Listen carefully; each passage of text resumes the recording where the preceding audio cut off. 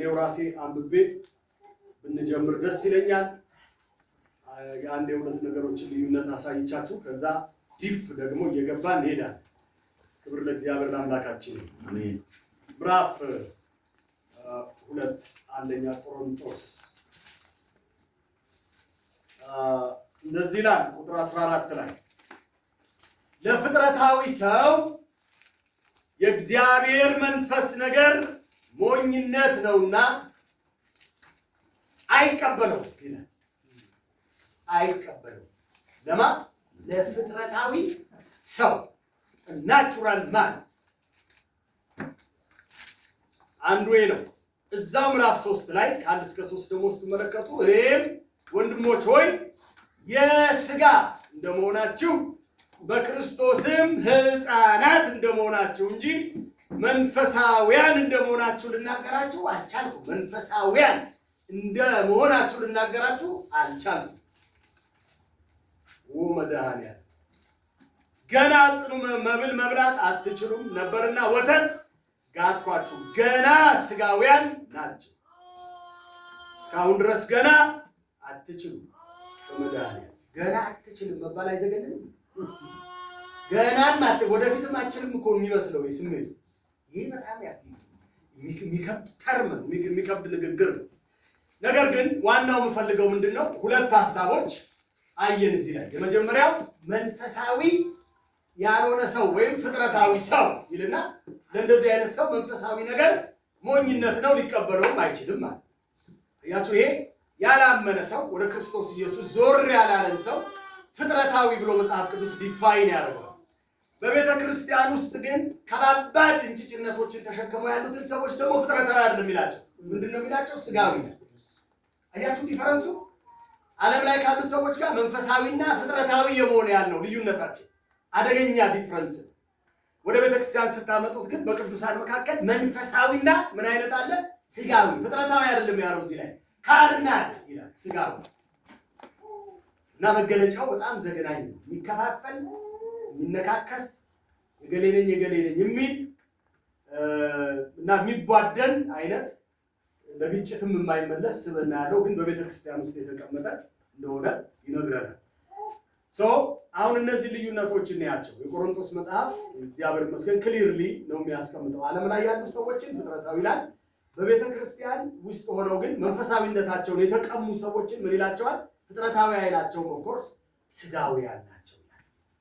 አያችሁ፣ መንፈሳቸው ድል ነስቶ ስጋውን አሸንፎ እግዚአብሔርን ክብር ኮኔክት እያደረገ መሄድ የሚችል ማንነት የሌላቸው ስመ አማኞች የሆኑና ግን ካርናል ስጋውያን ናቸው ብሎ ይናገራል። ስለዚህ እነዚህ ዲፈረንሶች አሉ ልላችሁ ነው፣ እንዳንቀላቀላቸው አንድ አይነት መስለው እንዳይታዩ ፍጥረታዊና መንፈሳዊ ያብቻ አለ መንፈሳዊና ስጋዊ ብሎ በውጪ ካሉት ጋርና በቤተክርስቲያንም ያሉትን ዲፈረንሺየት የሚያደርግበት የሚለዩበትን ዲማርኬሽን ወይም መስመር እንዳበጀ ይሄ ክፍል ይነግረናል። ኦኬ ይሄንን ካየን በኋላ ልዩነት አለው ማለት ነው።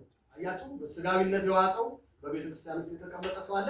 ዓለም ላይ ያሉት ደግሞ መንፈሳዊ ነገር አንደርስታንድ የማያደርጉ ጭራሽ ሊቀበሉት የማይችሉ ፍጥረታዊ ተብለው የተፈረጁ አሉ። ስለዚህ ይሄንን ልዩነት በደንብ አንደርስታንድ አድርገን ነው ትምህርቱን እንድንጀምር የምፈልገው።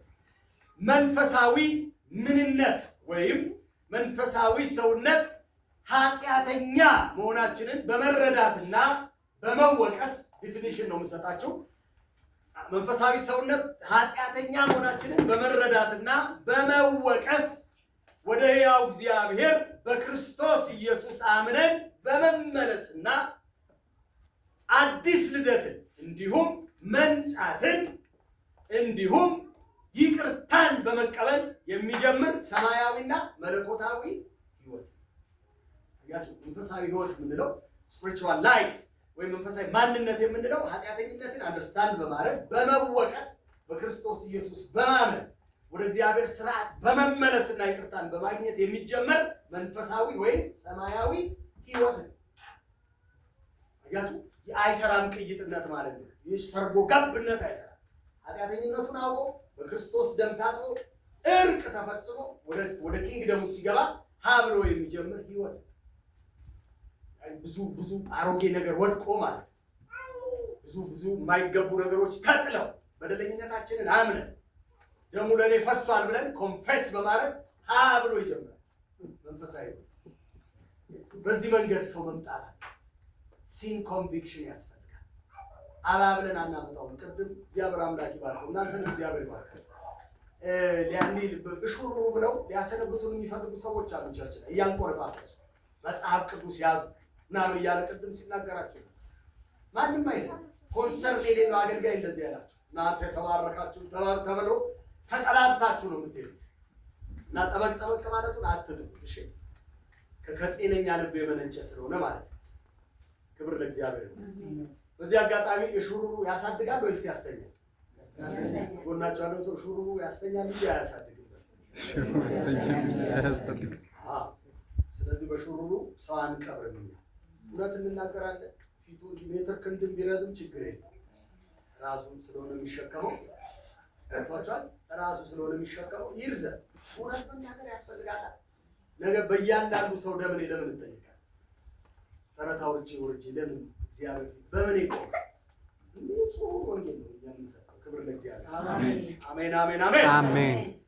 መንፈሳዊ ሰውነት አሁን እንዳልኳችሁ ኃጢአተኝነትን በመረዳት ኮንቪንስ በመሆን በደለኝነታችንን በቅጡ በማወቅ በቅጡ በመረዳት የኃጢአት ጥልቀት ራሱ ገና አልገባንም። ለዛ ነው ደህንነታችንን ሰለብሬት የማናደርገው።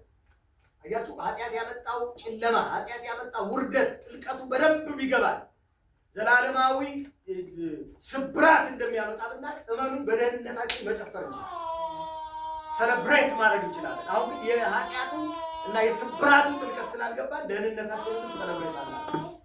አንደርስታንድ አላደርግማ ከምን እንደዳነ የዘላለምም ትርጉም አልገባንም። ከእግዚአብሔር ተለይቶ ለዘላለም መፍረስ የሚለው አልገባንም። ዳትስ ዋይ ደህንነት ሲባል ኖር የመንግስት ደህንነት ሁሉ ሊመስለን ይችላል። እንደዛ አይደለም። ይሄዳል ኢየሱስ ታርጓል ስለኛ ደህንነት። አሜን። መለኮት ስጋ ለብሷል። ለሱ ውርደት ነው ስጋ ለብሷል። ለኛ ነው እንጂ ለሱ ምን ነው? ለሱ የሚነካ የሚዳሰስ የሚወሰን ሊሚት የሚደረገው ነው። በቴዎሎጂ ምን ይባላል? ኢንካርኔሽን ኢዝ ኦል አባውት ሊሚቴሽን ይባላል። ስጋ መድረስ መወሰን ነው። ተወሰነ። ምንም የማይወስነው አምላክ አያችሁ በሆነ ፎርም ተወሰነ እና በእግሩ የሆነ ምዕራፍ ከአንድ ሰፈር እንደኛ ወክ የሚያደርገው ነው ኢየሱስ እና እንዲህ የተገደበልን ቦታችንን የሞተ ሰው ኃጢአት መርዝነት ካልገባን የደህንነት ቴስት አይገባል። እዚህ ነው ሰሞኑን አይደለም ወደ ጌታ መጣሁት። ረጅም ዓመት አገልግያለሁ። ውስጥ ወደ 25 ዓመት አገልግያለሁ። ምን ስታዩ ላይ መስላችሁ ይችላል። ፍሬሽ በደህንነት ዛሬ ይላል። አሜን። ገብቷችኋል? በመዳኔ ሰለብሬት አደርጋለሁ። አያስመካም እንዴ? የዳንኩ ነኝ ብለህ ተዋወቅ ሰው። አሜን። የሆነ የሚያጋባው መንፈስ አለ። የዳንኩ ነኝ በል። አሜን። ፓስተር ላይ የድኛለሁ። አሜን። ምንም አይሰራም። አያልኝ ምን ያደርግልኛል? ድኛለሁ እኮ አስደነግጣለሁ። we are saved። እስቲ ድኛለሁ በጸጋ ድናችኋል ይላል። ድኛለሁ በሉ። ድኛለሁ ለእግዚአብሔር። አሜን። ስለዚህ በዚህ ኮንቪክሽን የሚጀምር ሰማያዊና መለኮታዊ ህይወት ነው። ኃጢአተኝነትን አውቆ በዛ ተወቅሶ በክርስቶስ አምኖ ከእግዚአብሔር ጋር ሪኮንሳይል በማድረግ በመታረቅ የሚጀምር ሰማያዊና መንፈሳዊ ህይወት ነው። መንፈሳዊ ማንነት የምንለው እሱ ነው። ሁለተኛ ያው ቁጥር ለመስጠት አይደለም። በእርግጥ መንፈሳዊነት የክርስትናን አንኳር እውነታዎች በማወቅና በእነሱም ላይ በመመስረት የሚኖር ህይወት ነው። ደግሞአለው መንፈሳዊነት የክርስትናን አንኳር እውነታዎች በማወቅና በእነርሱም ላይ በመመስረት የሚኖር ህይወት ነው። ኮር የሚባሉ አንኳር የክርስትና አንኳር የሚባሉ እውነታዎችን አንደርስታንድ አድርጎ እነሱ ላይ በመቆም ነው የሚጀምረው ክርስትና። ለምሳሌ አንዱ የእግዚአብሔር ቃል እሱን አንደርስታንድ ካላደረገ እግዚአብሔር ቃል ኮር መመሪያችን እሱ ነው አይደል? እንደ 12 ሐዋርያት ይዞ መጥቶ እነሱን አቅርቦልናል። ሐዋርያቱ የቀረበ የተሰጠን ቅዱስ ቃል ብቻ። ከዛም ሌላ ምን ያየነው ነገር የለም። ማስረጃ የሚሆኑ ሐዋርያት አልተሰጡም። የዛሬ 1900 ዓመት ከምናምን ኦልሬዲ የተቀበሩ ናቸው። በርካታዎቹ ሐዋርያት ከ67 ከ70 ዓመተ ምህረት በፊት ረግፈዋል። ትንሽ እድሜው ረዘም ያለው ማን ነው? ዮሐንስ 95 ዓመተ ምህረት እስከ አንደኛው ክፍለ ዘመን ድረስ ትንሽ ዕድሜው ገፋ ብሎ አርጅቶ ዮሐንስ ራእይን ጽፎልን የተከናወነ ሰው። ስለዚህ ቀድሞ ሞተዋል። እኛ ሐዋርያ አይደለም የተሰጠ በሐዋርያት መሰረት ላይ ኦፍ ኮርስ ታንጸን የተሰጠን ምንድነው? እኛ ጋር የደረሰው ይሄ ምናቀው ነው ቃሉ ኮር ነው ዋና ነው ማለት ነው።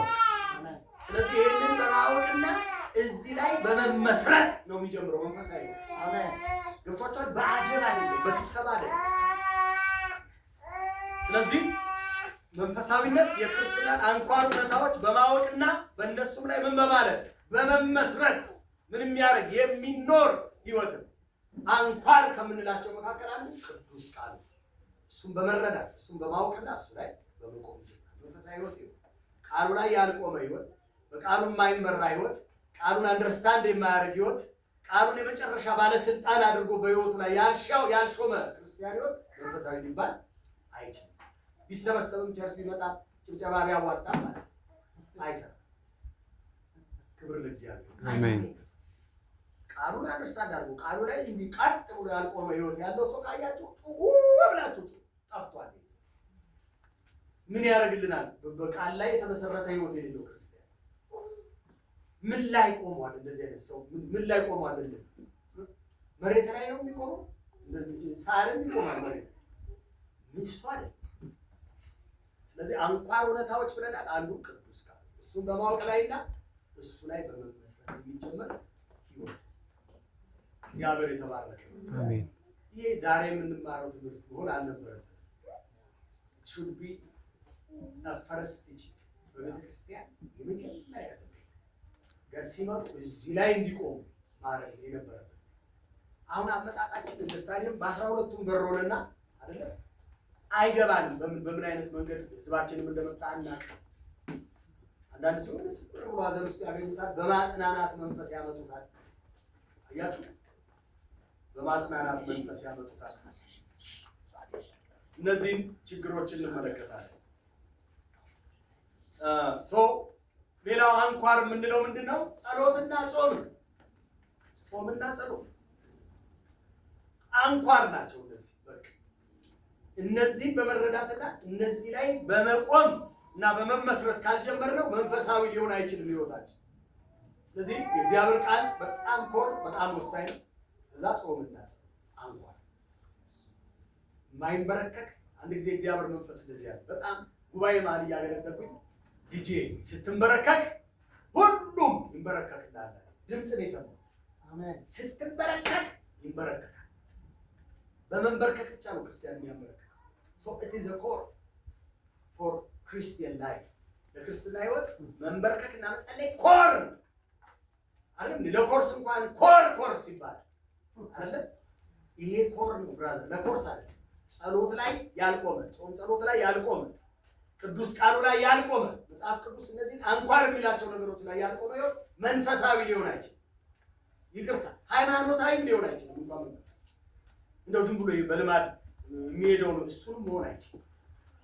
ስለዚህ ቅዱስ ቃሉ ላይ የተመሰረተ ሌላው ሶስተኛ ኮር የምንለው ቅድስና ላይ ሲቆም፣ አያችሁ፣ ቅዱስ ቃሉ ላይ የቆመ ጾምና ጸሎት ላይ ቆመ። ከዛ ሆሊነስ ያለበት ቅድስናን ፕራክቲስ የሚያደርግ ህይወት ያስፈልጋል። እነዚህ ኮር ናቸው። ኪንግደም ውስጥ እግዚአብሔር ቤት ውስጥ እነዚህ ወሳኝ ናቸው። ቃሉን የጣለ የጸሎት ህይወቱ የወደቀና ቅድስና አልቦ የሆነ ሰው ካያችሁ ምንድን ነው? እሱ ኮር ነው። ስለዚህ ቅድስና አንድ እንጨምርና እናልፋለን። ሌላው እውነተኛ የሆነ ክርስቲያናዊ ምንድነው? ህብረት። ይበቃል፣ ሰፊ ነገር ማንሳት ይቻላል፣ ግን these are course of Christian life። እግዚአብሔር ቃል፣ የቅድስና ህይወት፣ ጠንካራ የሆነ የጸሎት ህይወትና አራተኛ ያነሳው ምንድነው? እውነተኛ የሆነ ክርስቲያናዊ ህብረት። በክርስቶስ ደም ላይ የተመሰረተ መንፈሳዊ ህብረት ማለት ነው። አሁን በጎጥ ሁሉ ቤተክርስቲያንን ለመክፈል እየተሞከረ እግዚአብሔር በጌታ በኢየሱስ ደም ይድፋው። አሜን አሜን። የኦሮሞ ቸርች የአማራ ቸርች የሚባል ይሄ ያለው የማ ቸርች ነው? የክርስቶስ ስለዚህ ፌሎሺፑ በእግዚአብሔር ቤት ውስጥ ያለው ህብረት የሚመሰረተው ምኑ ላይ ነው? ደሙ ላይና በወንጌል ያገኘነው በረከት ላይ ብቻ ነው የሚመሰረተው ህብረታችን። በጾታ የተመሰረተ፣ በእድሜ የተመሰረተ፣ በጎሳ የተመሰረተ ህብረት የለም እግዚአብሔር ውስጥ። እውነተኛ የሆነ ክርስቲያናዊ ህብረት ክርስቲያን ፌሎሺፕ ያስፈልገናል። ይሄ ኮር አምኛለሁ ድኛለሁ በተስኪያን የራሷ ጉዳይ የሚባል ጨዋታ እንጫወት። ምክንያቱም እግዚአብሔር ሙላቱን ያስቀመጠው የት ነው? ቸርች ላይ።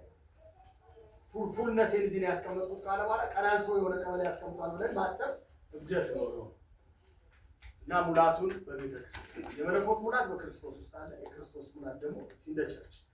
ስለዚህ እውነተኛ ፌሎሺፕ ደሙ ላይ የተመሰረተ እነዚህ እንደ ኮር እንውሰዳቸውና መንፈሳዊነት የክርስትናን አንኳር እውነታዎች በማወቅና በእነሱም ላይ በመመስረት የሚኖር ህይወት ምንድናቸው አይደል? የእግዚአብሔር ቃል፣ እውነተኛ ጸሎትና ጾም፣ ከዛ የቅድስና ህይወት፣ ከዛ አሁን በእነዚህ ካልተቃኘ አንድ ክርስቲያን ህይወት መንፈሳዊ ነው ብሎ ለመናገር ምን ይሆንብናል? ዳገት ይሆንብናል። ሌላ መመዘኛ የለውም ማለት ነው። ክብር ለእግዚአብሔር። ሃሌሉያ። ከኔ ጋር ናቸው አይደለም? እንግዲህ ቃሉን እንደ ምግብ፣ ጸሎት እንደ እስትንፋስ። አሁን ሲግኒፊካንሳቸው ላሳያችሁ። ግዝፈታቸው እንደ እህል ነው። እግዚአብሔር ቃል እንደ ምግብ ካልበላ ነው ልንቆም አንችል። አያችሁ። ጸሎት ደግሞ እንደምንድን ነው? አዘ ብሪዚንግ፣ እንደ ትንፋሽ እንደማቋረጥ ነው። ጸሎት ማቋረጥ በዚህ ልክ እንድንረዳው ማለት ነው። የቅድስና ህይወት እንደ መለኮታዊ ጥሪ፣ ህብረት ደግሞ እንደ ሙላት ማምጫ መሳሪያ ሊቆጠር ይገባል። የሚያንጸን በህብረት ውስጥ ነው። የሚገስጸን በህብረት ውስጥ ነው። የሚያጽናናን በህብረት ውስጥ ነው። ቅድም ለብራዘር እየነገርኩት ነበረ ስለ አገልጋዮች። እግዚአብሔር የተባረከ። ስንት ሰው መሰላችሁ ከአጋንንት እዚህ አብሮን የሚያጨበጭቡ ሰዎች እኮ የሆነ ቀን በእግዚአብሔር ሰዎች ከአጋንንት ነፃ ወጡ ናቸው። ሐኪም የማያስጥለው ሐኪም የማያድነው የአጋንንት ሰው መርዝ የጣሉ ሰዎች አውቃለሁ። ቸርች ውስጥ ራሳቸውን ሊያጠፉ መጥተው በመገረም ጉባኤ ውስጥ መርዛቸው ተሰሩ። አጋንንት ከውስጣቸው ቸርች ውስጥ የሚሆኑ አባት አስፋልት ላይ አይደል? አያችሁ፣ ፌሎሺፕ ውስጥ ቸርች ውስጥ ያለው ህብረት ውስጥ ያለውን በረከት በዝማሬ ትጽናናለህ። መጽናናት ብቻ አይደለም፣ ይገስጻል። እግዚአብሔር ሎች አርገ ስትመጣ ጎሽ የሚል አምላክ የለም። ኃጢአት አለ ግው ያደርጋል። ስለዚህ ቸርች ውስጥ ናቸው እነዚህ ሁሉ ነገሮች አሉ። ትላንት አንድ ልጅ ይመሰክርልን ነበር ቸርች ውስጥ ወደ ጌታ እንዴት እንደመጣና እናቱ ቸርች ይዛው ሄዳ ትልቅ ቸርች ነው በጣም ጌታን የምትቀበሉ እንዲህ አይነት ሰዎች እንደዚህ አይነት ሰዎች እያለ ይወጣል። እኔ እውነት አልመሰለኝም ማለት መጨረሻ ላይ አልወጣ ብዬ ሳስቸግር እናቴ ቀጠራ አንስታ ወርውራ መታች እና ወጣ ምናምን አለችኝ። እምቢ አልወጣም ማለት ከዛ አሁንም በጠጠር ነካች። አልወጣም ማለት መጨረሻ ላይ ርቀቱ ያለው ህዝብ ማለት ያለው ስፋት እንኳን እሷን ሊያያት አይገናኝ። በጣም ትልቅ ኮንፈረንስ ነው የሄዳለው። አይቶን አይደለም በእግዚአብሔር ፊት እርግጠኛ ነኝ። በመገለጥ ሰውየው ምን አለ? ድንጋይ የምትወራወሩ እናትና ልጆች አለ ናውጣ እፈልጋለሁ ይላል። ሰማይ ምድር ዞረብኛል፣ ግን እስቲ አልወጣም ብዬ አንድ ሰዓት ሙሉ ጠብቃለሁ። አልወጣም። ከዛ በኋላ ምን እንደነካኝ አላውቅም፣ ማን ፊት እንደወሰደኝ አላውቅም። እዚህ ሄዶ ዳበላ ሰጥኛለሁ። ለዚህ ሲነካኝ ብንኛ ዞርሰ የህዝብ ማለት ነው። እንዴት መጣው አላውቅም። ጌታ ይፈልጋል አለኝ። አያችሁ፣ እንዲህ ነው እግዚአብሔር በቤቱ ሰዎችን የሚሰበስብ። ስለዚህ ክርስቲያን ፌሎሺፕን ማቃለል እውነተኛ የሆነ ለክርስትና አንኳር የሆነ ነገር እንደ መስበር ነው የሚቆጠር። ስለዚህ እንዳልኳችሁ ቃሉን እንደ ምግብ፣ ጸሎት እንደ እስትንፋስ፣ ቅድስናን እንደ ህይወት ጥሪ እንዲሁም ህብረትን እንደ ሙላት ማምጫ መሳሪያ መቁጠር ያስፈልጋል። ስለዚህ መንፈሳዊ ማንነት የክርስትናን አንኳር እውነታዎች በማወቅና በእነሱም ላይ በመመስረት የሚኖር ህይወት ነው ያልኳችሁ ለዛ ነው። ሌላው መንፈሳዊ ሰውነት ወይም መንፈሳዊ ህይወት ከእግዚአብሔር ጋር በመንፈስ ቅዱስ አማካኝነት ግንኙነት እያደረጉ ዕለት ዕለት የመመላለስ ህይወት። አሁን ምን ሆነ ማለት ነው? መንፈሳዊ ህይወት የሰንበት መሆኑ ቀረ ማለት። እሑድ የሚመስለን ሰዎች ካለን ልክ ታዲያ ምንድነው መንፈሳዊ ህይወት? ከእግዚአብሔር ጋር በመንፈስ ቅዱስ አማካኝነት ዕለት ዕለት ኮሚዩኒኬት እያደረጉ መኖር መቻል። እሑድስ እስከ እሑድ ድረስ በዚህ ክብር የኖሩ ሰዎች አንድ ላይ ተሰብስበው እግዚአብሔርን ያመልካሉ እንጂ እንደ ሞተር ሳምንቱን ሙሉ ወርደህ እንደገና የምትገጠምበት ብቻ ነው። መንፈሳዊ ህይወት እንደዛ። እስራኤል ትዝ ይላቸዋል። ወደ ተስፋው የሚሄዱት እኮ ሌሊትም ቀንም፣ ሌሊት በደመና ሌሊት በእሳት አንድ ቀን በደመና ይላል። ጆርኒው የሌሊትም የቀንም ነው ማለት ነው። አያችሁ እንትን አለ እያሳበርን የምንለው አይደለም። ሌት ተቀን ሙቭ የምናደርግበት ነው። ስለዚህ መንፈሳዊ ህይወት ከእግዚአብሔር ጋር በመንፈስ ቅዱስ ኮሚዩኒኬት እያደረጉ ዕለት ዕለት የሚኖር ህይወት፣ የየዕለት ህይወት።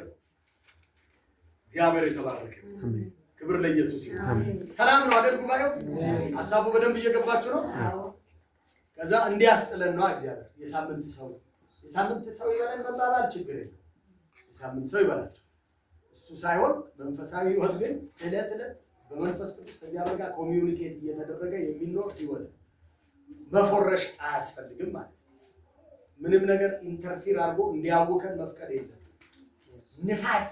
ንፋስ ማስገቢያ ሊኖረን አይገባም። ከእግዚአብሔር ጋር ባለን ፌሎሽ የየዕለት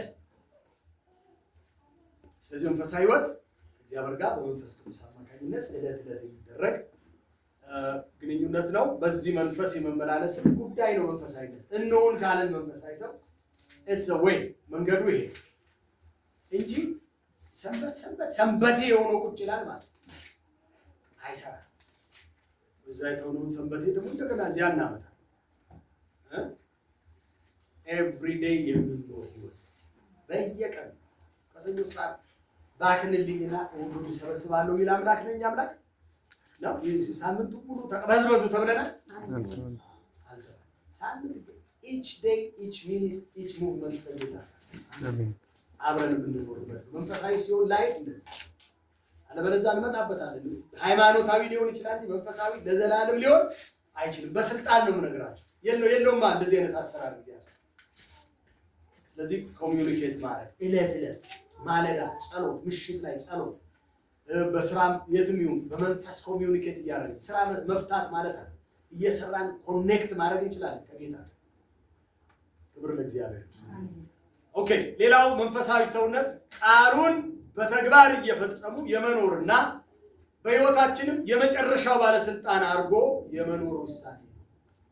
አያችሁ፣ ቃሉን የማይተገብር ህይወት ተሸክመን ከዛ መንፈሳዊ ነን ማለት እንዴት ይችላል? የመጨረሻ ውሳኔ በህይወታችን ላይ የመጨረሻው ባለስልጣን ቃሉ ሲሆንና ቃሉን መተግበር ስንችል መንፈሳዊ ህይወት ኖርን እንላለን። አሁን ቃል መጥቀስ ቃል መተግበር የለም። ከዛ መንፈሳዊ ነን ብለን እንታገላለን። ክብር ለኢየሱስ። መንፈሳዊ ሰውነት ቃሉን በተግባር ምን ማድረግ እየፈጸሙ የመኖርና በህይወታችን የመጨረሻው ባለስልጣን ማን እንዲሆን መፍቀድ ነው? ቅዱስ ቃል። እኔ በዚህ አጋጣሚ ማረገውን ነገር ሁሉ ሳረግ እንደ ቃሉ፣ እምቢ ካልኩም እንደ ቃሉ። ስሜት እሺ እንድል ስሜት እምቢ እንዲለኝ አልፈልግም። ምንም ሳረግ እንደ ቃል ማለት ነው። አያችሁ፣ እሺ ይሁን ስትይ ቃሉ ስለሚል፣ አይ ኖ በፍጹም ብላችሁ አቋም ስትይዙ ቃሉ ስለሚከለክል ነው መሆን ያለበት። ስለዚህ በህይወታችሁ የመጨረሻው ባለስልጣን ማን መሆን አለበት? ፕላስ ደግሞ ያንን ቃል ምን ማድረግ መተግበርና መፈጸም። መንፈሳዊነት ይሄው። እግዚአብሔር ይርዳን። አሜን። ከጎናችሁ ያለው ሰው ቃሉን ስትተገብረው በሉት። ቃሉን ስትተገብረው እንዲሁም በህይወትህ የመጨረሻው ባለስልጣን ስታረገው መንፈሳዊ ሰው መሆን ትጀምራለህ። እስከዛ ድረስ ግን ምን እንደሆነ አላውቅም። አማኝ ልንሆን ይችላል። ይመጣበታል። አማኝ የመጀመሪያ በእምነት የገባንበት ጌት ነው። እምነት መግቢያ ነው እንጂ እንትን አለ። በእምነት እንጀምራለን ክርስትናችንን። ከዛ እዛ እምነት ላይ የተገነቡ እዛ እምነት ላይ እየተጨመሩ የሚሄዱ ብዙ ነገሮች አሉ። ስለዚህ ቃሉን ሳንተገብር ፕላስ ደግሞ የመጨረሻው ባለስልጣን ቃሉ ሳይሆን መንፈሳዊነት የሚባል ነገር ነው። ስለዚህ መንፈሳዊነት ምንድን ነው ማለት ነው? ቃሉን በተግባር እየገለጡ መኖርና ቅዱስ ቃሉን የመጨረሻው ባለስልጣን በሕይወታችን እንዲሆን መፍቀድ። ስሜት ጣልቃ እንዲገባ አትፍቀድ በፍጹም። ስጋ አሁን እኮ ምንም ነገር እሺ ስንል ስጋ የምናማክረው እኮ ስጋ ስሜትን ነው ዲስከስ የምናደርገው ውይይት የሚደረገው ከስሜቶቻችን ጋር። ግላሾቻችን በስሜት ላይ የተመሰረቱ ናቸው። ይሄ ወደ ፍጥረታዊ ሰውነት ነው የሚፈጠፍጠን። ምንም ትርፍ የለም በሱ ውስጥ ከጥቅም አንጻር ብቻ ማስያ በዚህ ነው የሚሰራው። ይሄ ትልቅ የማስያ ማሽን ነው። እግዚአብሔር የተባረከ ቃሉ ይላል። በቃሉ ምክር ልክ ነው ወይ? አዎ ከሆነ አክሰፕት እናደርጋለን። ካልሆነ ምን እናደርገዋለን? እንጥለዋለን። ቃሉ የጣለውን አናነሳም፣ ቃሉ ያነሳውን አንጥልም። የመጨረሻው ባለስልጣን ይሄ እንዲሆን መፍቀድ አለብን። ይህንን የመጨረሻ ባለስልጣን ስናደርገውና ስንተገብረው መንፈሳዊ ሰው ነች ተብሎ በአዋጅ ቢነገርም ምን ይቀር? ይሄ ነው መንገዱ። ይሄ ክብር ለእግዚአብሔር። አሁን ግን ትዝም አይለን ቃል ቅድምም ሲያነሳሳ ነበር። አንድ ጊዜ አንድ ምስክርነት ሰማውና አንድ ፓስተር የሆኑ ቅዱሳንን ሊጎበኝ እንደ መጋቢ ሊጎበኛቸው ሄደ። ወደ ቤታቸው ገባ። በጣም ዌልካም አሉት። ቆንጆ ምግብ አቅርበው ተቀበሉት እንደ እግዚአብሔር ሰው እና በወርቅ ማንኪያ እንዲበላ አደረጉ። ምንም አይሰራለትም። አሁን ቅቅል በወርቅ ማንኪያ ሲበላ ወርቅ ይሆናል? አይሆንም። ያው ቅቅል ነው የሚሆን፣ ምግቡ አይለወጥም። እጁንም ታጥቦ እንደኛ ሀገር በእጁ ቢበላ ችግር የለው። እንደ ነጮቹ ማንኪያ እንዲህ አድርጎ ቀርቦለት በሱ እየቆረጠ ሰክቶ ቢበላ ኮንተንቱ ምግብነቱ አይለወጥም። ኤኒዌይ እነሱ እንደ ትልቅ ነገር ቆጥረው እንደዛ አረጉ። መጨረሻ ላይ ያ ሰው አንዷን የወርቅ ማንኪያ በቃ ብቻ ባጭሩ ሄደ። ሰውየው ጨርሶ ማለት ነው። እግዚአብሔር ይባርካችሁ፣ ቴንኪው፣ በርቱ፣ መንፈሳዊ ነገራችሁ ላይ ጠንክሩ ብሎ ሄደ። እሱ ከሄደ በኋላ ከተወሰነ ቀን በኋላ የወርቅ ማንኪያው ሲፈለግ የለም እና በቃ የት ገባ? ምን ዋጠ? የት ሊሄድ ይችላል? ፓስተር ብቻ ነው በቃ በልቶናል ማለት ጀመረ። ባበላ ነው በላን እያሉ በቃ ለመደቡ እሱ ነው ብለው እና መጨረሻ ላይ እኛ እንደዚህ የተምታታን ከምንቆይ እንጠይቀው ወስደሃል እንበል። አይ ግን ቆይ እያሉ ቆዩ። ከረጅም ጊዜ በኋላ ይህ ፓስተር ተመልሶ ሊጎበኛቸው ሄደ። ሄደና ጸለየ፣ አቀፈ፣ ሰላም አላቸው። እግዚአብሔርን ቃል አምጡልኝ መጽሐፍ ቅዱስ ብሎ መጽሐፍ ቅዱስ ጠየቃቸው እና መጽሐፍ ቅዱሳቸውን ይዘው ሲመጡ ማንኪያው እዛች መጽሐፍ ቅዱስ ውስጥ እንደዚህ ከቶታል። አውቆ ነው የከተተው እሱ እና ሰዎቹ ከ6 ወር በኋላ ሲመጣ 6 ወር ሙሉ መጽሐፍ ቅዱሱን አልነኩት እና ቴሌብረት ይሄንን አድርጎ ነበር ይባላል። ፓስተር ወይኔ ወርቁ ተገኘ። የምን ወርቅ? ባለፈው እንደዚህ ያለ የወርቁ ማንኪያ እዛሱ ቴሌብረት ነው ያደረኩት። ይሄ የሚያሳየው ውስጣቸው የተንጎዳጎደውን ሀሳብ ተውታል። እሱ አይደለም። ይሄ ቃል ግን እነዚህ ሁሉ ወራቶች እንዳልተገለጠ ሁነኛ ማስረጃ እና በሁለት መንገድ ንስሐ ገቧል። በመጠርጠር እና ደግሞ ባለማንበብ። አቤቱ እጠበኝ ብሎ አብረው ጸለዩ ማለት ነው። እኛም ሀገር ሰው ማነብነብ ነው እንጂ የሚወደው ማንበብ አይወድም። እና ጎናቸው ያለውን አንብብ እንጂ አታነብ ነበር። ስለዚህ እግዚአብሔር ቃል መመሪያም ለመሆን የሚያገለግለን ስናነበው ፊኒሽ። ሌላ ኖ ዌይ ፕላስ ጆሮ ያለን አይን ያለን ሰዎች እግዚአብሔር ራርቶልን ማንበብ የምንችል ታውቃላችሁ። አንዳንድ ማንበብ የማይችሉ እናቶች ይነበብላቸዋል አሉ ክፍለ ሀገር ልጆቻቸው ማንበብ ስለማይችሉ ቆሙ አንብልኝ ይላሉ። ልጆቻቸው ቆሙ አያችሁ። ሰበብ አልተማርኩም እንኳን የሚለውን ሰበብ ወደ ጎን አድርገው ቅዱስ ቃሉን አንብብል። በልጆቻቸው ንባብ፣ ልጆች ከሌሉ በጎረቤት ልጅ ንባብ እግዚአብሔርን ቃል ፊድ ይደረጋል። ማንበብ እየቻለ አይደለም፣ መጽሐፍ እየቻለ 10,000 ቴክስት ከምንጎራጎርበት አይደለም መጽሐፍ ማንበብ ማጥናት እንዳይባክን ማለት ነው። ክብር ለእግዚአብሔር ይሁን። ሃሌሉያ አሜን። መንፈሳዊነት እንደዛ ነው። ቃሉን ፕራክቲስ ማድረግና የመጨረሻው ባለስልጣን እንዲሆን መፍቀድ። በዚህ አጋጣሚ ያው ስለሚጠቅም ነው። ሰዓት ደህና ነን አይደል? ገና እግዚአብሔር ይመስገን። እኔ ወደ ጌታ ስመጣ ወንጌል የሰበኩኝ ልጆች በከባድ እና አስቀያሚ ስድብ ነው የተቀበልኳቸው። ኢየሱስ ያድናል ሲሉ እኔ ገላል ብያለሁ። ዛሬ አልደግመውም። ክፉ ስድብ ተሳደብ። እኛ ምንም አላለም እንደምን አፍሰለ ዘረለ ከዚህ አባረርኳቸው። ትንሽ ፋናቲክ ነበርኩ። መጨረሻ ላይ አንድ ቀን እኔ ከቤት ስወጣ እኔ ወደ ቤት ስገባ እነሱ ከሰፈር ሲወጡ አየኋቸው። እነዚህ ልጆች ምናምን አልኩኝ። ለካ ከክፍለ ሀገር መጥተው ተከራይተው ነው እኛ ሰፈር የገቡት።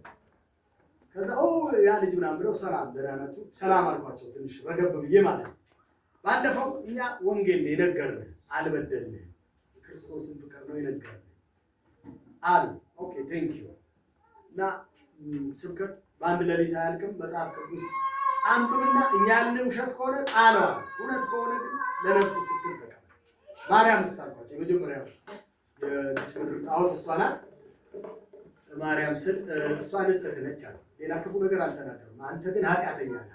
ወደ እኔ ያመጡት ነገሩን ማለት እዛ ይሻል። የሚገርማችሁ ወደ ቤት ገባው። ፈላልጌ አሮጌ መጽሐፍ ቅዱስ ግን አዲስ የሚያደርግ ነው። አሜን ሃሌሉያ። አገኘሁ ከቤት አቧራውን አራግፌ ማንበብ ጀመርኩ። ጌታን አላገኘሁም። ማንበብ ጀመርኩ እና ጀምሬ 10 ሰዓት ሙሉ ነው የማነበው። እንደዚህ አቀርቀረ ማታ እንደዚህ ይወካ አረጋል። ይሄ እግዚአብሔር ለራይ ነው። 10 ሰዓት ሙሉ ምግብ 2-3 ጊዜ ሞቆ መነሳት ጀመረ ቤት ውስጥ። ይሄን ምነግራችሁ በእግዚአብሔር ፊት ነው። ስብከት ለማሞቅ እና እንዲህ እያነበብኩ እንደዚህ ይወካ አረጋል። መጨረሻ ላይ አዲስ ኪዳን ጨለጥኩት ማለት ሳገኛቸው መጽሐፍ ቅዱስ ማለት ኢየሱስ ማለት ነው አልኳቸው። አሜን። ማቴዎስ ኢየሱስ፣ ማርቆስ ኢየሱስ፣ ሉቃስ ኢየሱስ፣ የሐዋርያት ሥራ ኢየሱስ። ሃሌሉያ አሜን። እስቲ ኢየሱስ በሉ። ኢየሱስ የራእይ መጽሐፍ ኢየሱስ። አሜን። ሌላ ማን አለ አልኳቸው። ዋና አይደል እንደ ኢየሱስ አልኳቸው። ደነገጡ እና ለከማንተም ጀምሮ ሲፈውስ አየሁት። በጥበብ አደገ ሲላየሁት እየጠየቀ ቴምፕል ውስጥ ቻሌንጅ ሲያደርጋየው ሲራራየው ሲሞትልን ሲነሳ ሲያርግ በክብር እንደሚመጣ ራእይ ላይ ተገልጦ ደግሞ አይደለም በዘመን ፍጹም ምን ሊመጣ ከምን ቀጥሎ ምን ሊመጣ እንዳለ ሲያብራራ 1 2 3 እያለ ኢየሱስን አየሁ። መጽሐፍ ቅዱስ ማለት ኢየሱስ ነው አልኳቸው። ሰው ነው አልኳቸው።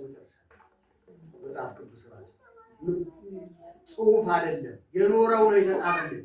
ስለዚህ ሰው ነው። ደነገጡ። መጨረሻ ላይ ጌታን የምትቀበሉ ሲባል ኤግዚቢሽን ማዕከል ነው ጌታን ያገኘሁት። 6000 ሰው በተሰበሰበበት ብዙ እንደተሰበከ አላስታውስም። መጨረሻ ላይ ጌታ ጋር የምትቀበሉ ሲባል የመጀመሪያ ተነስቼ ጌታን የተቀበልኩት እኔ። ዛሬ ደግሞ በደንብ ስለገባኝ ተቀበለው ካላችሁ እንዲህ በአይኔ ሁሉ ቆሜ እቀበለዋለሁ። አይኔ ግን ይሆንልኝ አሁን የበለጠ ዛሬ ብቀበለው ነው ደስ የሚለኝ። ለምን በደንብ አሁን ገብቶ ሲገባን መቀበል ነው እንደውም የበለጠ ጥሩ የሚሆነው እና አሰራሩ ስንቀበለው ይገባናል። ሲገባን ደግሞ ብንቀበለው የበለጠ ጥሩ ነው። ጌታ ይባረክ። ምን ለማለት ነው? ኦልሬዲ ክርስትናዬ ራሱ ቃል ላይ እንዲመሰረት አረጋግጫለሁ። ፈልጌ እኮ አይደል እዚህ ማንም ሲያወራ የሚገባኝ እንደ በዚህ ቃል ካወራ ብቻ የሚገባኝ እንዴ አለበለዚያ አይገባኝም። እንዲገባኝ ማለት ነው አያት እዚህ ላይ መሰረተው ነው ማለት አሜን። that's why አሁን ትንሽ ታይም ገፋ አድርጌ እዚህ ላይ አጥብቄ ማወራችሁ ለምንድን ነው? በቃሉ ላይ ቃሉን ፕራክቲስ በማድረግ እግዚአብሔር ቃል በመተግበርና እግዚአብሔር ቃል ዋና ባለስልጣን የሚያዩት ላይ አርጎ ከመሾም ነው የሚጀምረው መንፈሳዊነት ብላችሁ። ስለዚህ አሁን እምቢ ካልኩኝ እንደ ቃሉ ስሜት ከፊል እንዲያደርግ አላለም። እሺ ካልኩኝ ቃሉ ስለዚህ ይሄንን መመሪያ አርጎ መመዘኛ አድርጎ መለኪያ አድርጎ ማስታረቂያ አድርጎ መገስገሻ አድርጎ መያዝ ለህይወት ወሳኝ ነው። ክብር ለኢየሱስ። አሜን። ጌታ ይባረክ። አሜን። ይሄንን በደንብ አንደርስታንድ ማድረግ ያስፈልጋል። ሌላው መንፈሳዊ ሰውነት የስጋን ስራ የመግደል እና የመስቀል እንዲሁም የስጋን ፈቃድና ስሜት ከዓለም እንዲሁም ከስጋ ጋር የተያዘውን ነገር ሁሉ አንበርክኮና ድል ነስቶ የመኖር ጉዳይ። ደግሞአል መንፈሳዊ ሰውነት የስጋን ስራ በመግደል መንፈሳዊ ሰውነት የስጋን ስራ በመግደልና በመስቀል እንዲሁም የስጋን ፈቃድና ስሜት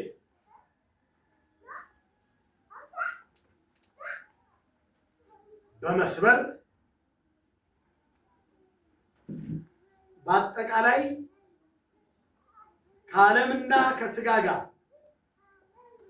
የተያያዘውን ነገር ሁሉ አንበርክኮና ድል ነስቶ የመኖር ጉዳይ። እግዚአብሔር የተባረከ። ትንሽ ለመንካት እንሞክራለን። ምክንያቱም አሁን ቅድም እንዳነሳ ነው ስጋ እየፋነነ ስጋዊነት እየሰለጠነ ከነካኝ አለቀውም እየተባለ ቸርች ላይ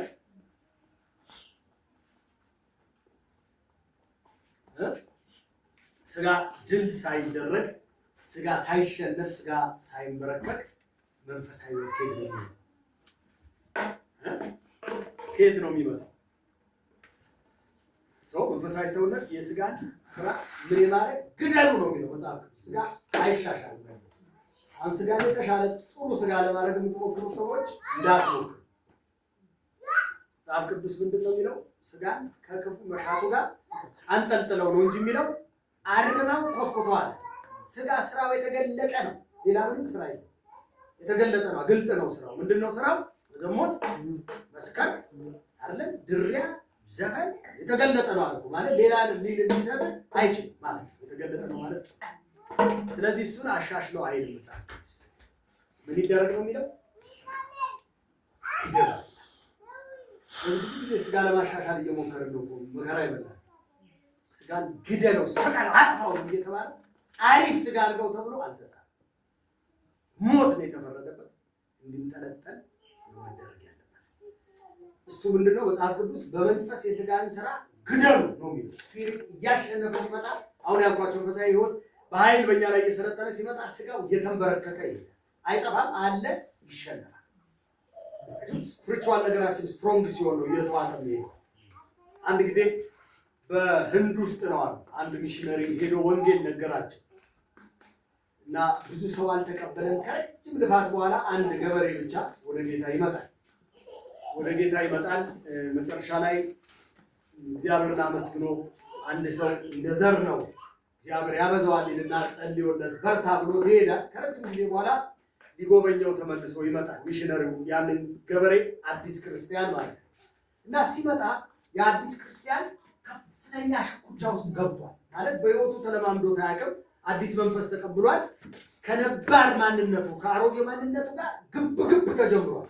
ብዙ ሳይገባው ማለት ነው። በኋላ ያኔ በቃ ማንም ይጠይቅ አማኝ የለም። መጨረሻ ላይ ያ ሚሽነሪ መጣ። ከሰላምታ ቀጥሎ ቀጥታ ወደ ጥያቄ ነው የገባው። ደህና ነህ? እግዚአብሔር ይመስገን አለው። ሰላም አለውና አንተ ከሄድክ በኋላ እንደዛ ጸልየልኝ ከሄድክ በኋላ ሁለት ችግር በህይወቴ ተፈጥሯል። ምንድን ነው እስኪ አብራራ። በቃ እኔ ሁለት ውሾች ይመስሉኛል ውስጤ፣ ጥቁርና ነጭ ውሻ የሚደባደቡ ይመስለኛል ውስጤ አለ። በራሱ መንገድ ነው ለማብራራት የሞከረው እና ሰውየው ገባው። አያችሁ መንፈስና ስጋ ይቀዋወማሉ እንደተባለ ይፋለማሉ እንደተባለ አንደርስታንድ አደረገ። እያወራ ያለው ስለነዚህ ፎርሶች እንደሆነ ገባው። ከዛ እንደዚህ አለው፣ የትኛው ግን የሚያሸንፍ ይመስላል ከጥቁርና ከውሻው? እኔ ጨንቆኛል፣ ግራ ገብቶኛል፣ አላውቅም። እና ሚሽነሪው እንዲህ አለው፣ ብራዘር አለው፣ የሚያሸንፈው የመገብከው ውሻ ነው። ነጩን በደንብ አድርገህ ከመገብከው ጥቁሩን ይገፋዋል። ጥቁሩን በደንብ አድርገህ ከመገብከው ነጩን ይገለብጠዋል። የከለር አይደለም ጨዋታው። ስለዚህ ስጋህን እየመገብክ አይደለም ስልክን እየጎረጎረ የኔ በሰበሰ ነገር እየመገብከው መንፈሳዊ ነገር ከየት ነው ይመጣል? ፊድያ ስጋን እየመገብከው ያልቃል። ስጋ መንፈስ እየከሳ እየቀጨጨ ይሄዳል። መቼስ መንፈስ አይጠፋም እንጂ እየከሳ እየተሸማቀቀ ይሄዳል። መንፈሳዊነት እየበነነ ይሄዳል። አፖር ያደርጋል። እንግዲህ በሙቀት እንደሚይተናል። አያችሁ የሚሸረፍ የሚቀነስ ስላልሆነ መንፈስ ተሸርፎ ተቀንሶ የሚል ትምህርት ውስጥ ስለማንገባ ይመነምናል። ስጋ እያበጠ ይሄዳል። ስለዚህ የምትመግቡትን ወቁ። ስጋ እስኪሸነፍ ድረስ ስጋ እስኪሰበር ድረስ መንፈሳዊነት ድል ነስቶ ሊወጣ አይችልም። መንፈሳዊነት ስጋን በመግደል ነው የሚጀምረው። ግልጽ ነው። ሰው መንፈሳዊ ሰውነት የስጋን ስራ የመግደልና የመስቀል ስቃሎት ስለሚል እንዲሁም የስጋን ፍቃድና ስሜት የልቦናችሁን ፍቃድ ታረጉ ነበር ይላል። ይሄ ከክርስቶስ በፊት ነው የተፈቀደልን። ወደ ጌታ ከመጣን በኋላ የልቦናችንን ፍቃድና ስሜት አንከተልም። መንበርከክ አለባቸው። አሁን እየዘወረን ያለው የሚያነቃንቀን ነገር ምንድን ነው? አንሞሽ ስሜት አያችሁ፣ ስጋ ነው። ለነገሮች ምላሽ ስንሰጥ በስጋ ነው ምላሽ የምንሰጥ። የለም መንፈሳዊነቱ ኦልሬዲ የለም። ይህንን በመግደል የሚጀምረው መንፈሳዊነት አልመጣም። ታጅ በቃ ተሸፍኗል። በጭብጨባ በግርግር ቸርች በመመላለስ ታጅሎ ተሸፍኖ ነው እየኖረ ያለው። ስለዚህ እግዚአብሔር ቃል ደግሞ መንፈስ፣ ነፍስ፣ ስጋ፣ ጅማት፣ ቅልጥም እየለየ ይወጋል። ሃሌሉያ አሜን። እንዲህ ያፈራረሰው ካልሆነ በስተቀር ኩልል ያለ ህይወት ሊመጣ አይችልም። ስለዚህ ይሄ ዝም ብሎ ሲድቦለቦልና ሲድበሰበስ የነበረ ላይፍ መመታት አለ። አማኝ ያኩርፍ ከፈለገ ቅድም ብያችኋል። ይሄንን ያክል ችግር የለም እላዩ ላይ ነው። ይደብረው ከፈለገ ገብቷችኋል። ኢንተርቴይን ለማዝናናት ነው የምንመጣው ማለት ነው። አለበለዚያ ይሄ ደግሞ ሞት ቢነቅለን አይሻልም? ደረጃ እግዚአብሔር ቤት ውስጥ መጥተን ተረት አውርተን ልንወጣ ስለ ቁሳቁስ ሰርተን ልንሄድ ተፈቅዷል። ስድስት ማርቼዲስ እንበል አሉ እንደዚህ የሚሉ ሄዶ መሰለፍ ነው። እዛ ገብቷችኋል። እዚህ ውስጥ ያልተጻፈ ለመዘብዘብ አይደለም። ክብር ለኢየሱስ አሜን። አረ ሃሌሉያ አሜን። ለኢየሱስ ክብር አሜን። እንደዛ ካልሆነ አይሰራም። ስጋ ድል ይነሳ እያቆጠቆጠ ቡቅ እያለ ብሔር ሲያጫውት ዝሙት ሲጎትት እሱ ማፍረስ እያጠፍ እየገድ ከዛ መንፈሳዊነቱ እየመጣ ይላል። አንዳንዱ በጽድቅ የተፈቀደ ዝሙት፣ ርኩሰት፣ ሴሰኝነት አለ። በጋብቻ ውስጥ መድኃኒዓለም ፈቀዳል። አንድ ሚስት ባል ይሁን ይላል መጽሐፍ ቅዱስ። ለራሷ ባል ይኑራት፣ ለራሱ ሚስት ትኑሮ መድኃኒዓለም ፈቀደ። በመልከስከስ የሚገኙ እንዲሆን ማለት የለም። እንደዚህ አይነት ሌላ ግብዣ የሚያመጣ ካለ አጋንንት ነው። እግዚአብሔር እንደዚህ አይነት ግብዣ ያመጣ ማንንም በክፉ አይፈትንም እግዚአብሔር። ስለዚህ በጽድቅ በጋብቻ ህዝብ ሁሉ ተሰውረ የተባለ ኦፊሻል ጽድቅ ነው። ሚስት ጋር በሰላም ሴክሹዋል ነገርን አሳልፈ ተቃቅፈው ገባሉ ይዘቱታል። ማንንም አያገባው። ደስ ሲሉ እግዚአብሔር ይባርካቸው ነው የምትባል አይደል? ከዛ ውጭ አርገስ ስትል መልከስከስ ስለሆነ የሚሆነው ሽኮኮ መስለ ተሸማቀቅ ነው። ደስ የሚልም ነገር ምንድን ናቸው እነዚህ ልጆች ይላል። አማኝም ራሱ ካየ እኛም ከሆኑ መልክ ያሉ እንዲህ ተጣብቆ ምናምን ይላል። ጋብቻ ውስጥ ስትሆን ደስ ሲሉ ነው የምትባል። ሆሊ ነው ማለት ነው። እግዚአብሔር የቀደሰው ጉዳይ ስለሆነ ተከልክለን አይደለም። አጋንንት ነው አይደል? እንዲህ በክፉ አይናችንን እየከፈተ የሚያፈርሰን እሱ። ስለዚህ ስጋ የተፈረደበት ሞት፣ መንፈሳዊነት ይሄንን የስጋ ኢንተረስት በመግደል በመቅበር በመስቀል በማጥፋት አይደለም ድል ነስቶ የሚወጣ ህይወት። አለበለዚያ እንዴት ይሆናል? አይሆንም። ተገብቶታል። አይሰራም። በቃ አይመጣም። እግዚአብሔር ይባረክ። አሜን ሃሌሉያ አሜን። ስለዚህ እንስቀል። ዓለም የስጋ ፍቃድ ጋር የተያዙ ነገሮች ሁሉ ይንበርከኩ፣ እነሱን ድል እንንሳ። መንፈሳዊ ላይፍ በክብር መኖር እንጀምራለን። አሜን። ወደ ኔክስት ዊክ ለማንሳት እንሞክራለን። ትግል እንደሌለው መንፈሳዊ በጣም ሲምፕል እንደሆነ ትግል እንደሌለው ይነሳል። መንፈሳዊ ፍልሚያ የለበትም ማለት መንፈሳዊ ውጊያ አለበት። እሱን ማለት አይደለም፣ ግን እንዴት ቀሎን እንደ ተፈጥሮ ናቹራል ህይወት አድርገን እንዴት እንደምንኖረው ኔክስት ዊክ የተወሰኑ ነገሮች እንነካካለን። እንዲህ ከፍ ብሎ የተሰቀለ ነገር እንዳታረጉ ኢኔብል የሚያደርግ ጸጋ፣ መንፈስ፣ ኃይል፣ ቅባት አገልጋዮች ሰጥቶናል እግዚአብሔር። ያንን ህይወት በቅጡ መኖር የምንችልበትን ነገር ሁሉ ፕሮቫይድ አድርጎናል። አሜን። እግዚአብሔርን ለመምሰል የሚያስፈልጉትን ነገሮች ሁሉ ስለሰጠን አሜን። እኛ ተነፍገን አይደለም አፈግፍገን ነው በተራየ መዳን ያለው እንጂ ተነፍገን አይደለም። የነሳን ነገር የለም። እግዚአብሔር ልላችሁ ግን አፈግፍ የለም። ጸሎት ሰማን ወጣቷል ስጋ ይበልጥብናል። ይሄ እንደዚህ ጤነኛ የሆነ ምግብ መመገብም ማጣት እሱ ሌላ ፕሮብሌም ኮንፍሮንት ይላተመን ሰው የለም አሉ ቸርች ላይ ብዙ ነገር ስለምናውቅ ክብር ለኢየሱስ ይሁን። አሜን። ኦኬ እንለፍ። መንፈሳዊ ሰውነት ሁሉንም በመንፈስ ቅዱስ ብርሃን እየመዘኑና እየመረመሩ ራስን ግን ምስጢር አድርጎ የሚጓዝ ማንነትን የመገንባት ጉዳይ ነው። ድገመው። መንፈሳዊ ሰውነት ሁሉን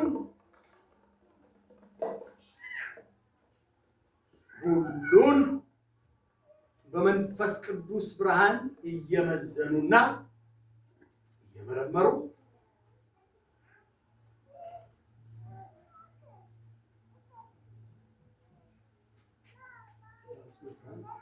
መንፈሳዊ ሰውነት ሁሉን በመንፈስ ቅዱስ ብርሃን እየመዘኑና እየመረመሩ ራስን ግን ምስጢር አድርጎ የሚጓዝ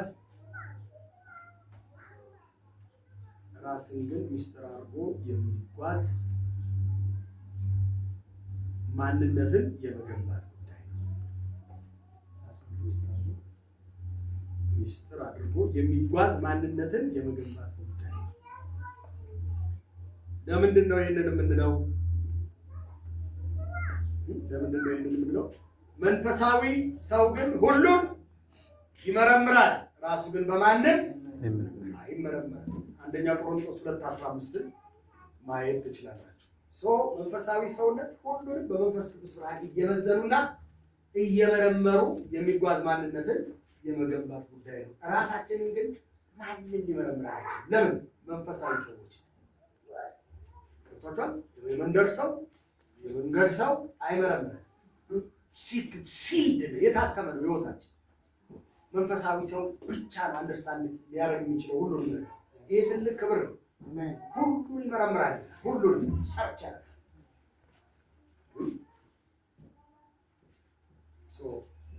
ይህንን በደንብ መረዳት ያስፈልጋል። እግዚአብሔር የተባረከ።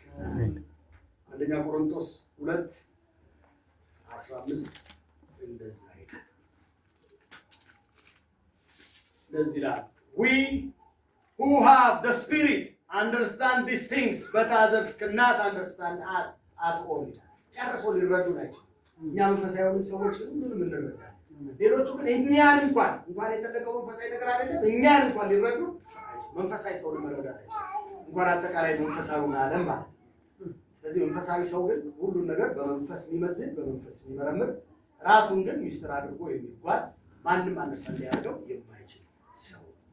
እንደዚህ አይነት ማንነት መገንባት ነው መንፈሳዊ። አንድ እንደዚህ ያለ ፒክ የሚያደርግ ሰዎች አሉ። መንፈሳዊ ሰው እሱ ነው ሁሉን ነገር አንደርስታንድ አድርጎ የሚኖረው እንጂ ኢዚሊ ፒኪ አይደለም። ማንም ሰው እንትን የሚለው አይደለም ማለት ነው። እግዚአብሔር የተመሰገነ አሜን። ሃሌሉያ አሜን። እየፈጠንኩ ነው አለ ግን ይሁን ጥሩ ነው። ለዛ ካልሆነ አንጨርስም። መንፈሳዊ ሰውነት በመንፈሳዊ ዕውቀት የመገንባትና በመንፈሳዊ ሚዛናዊነት የመጓዝ ጉዳይ ነው። መንፈሳዊ ሰውነት በመንፈሳዊ ዕውቀት ቅድም በመንፈስ ይመረምራል ያለው አሁን ደግሞ በመንፈሳዊ ዕውቀት የመገንባትና በመንፈሳዊ ሚዛናዊነት የመጓዝ ጉዳይ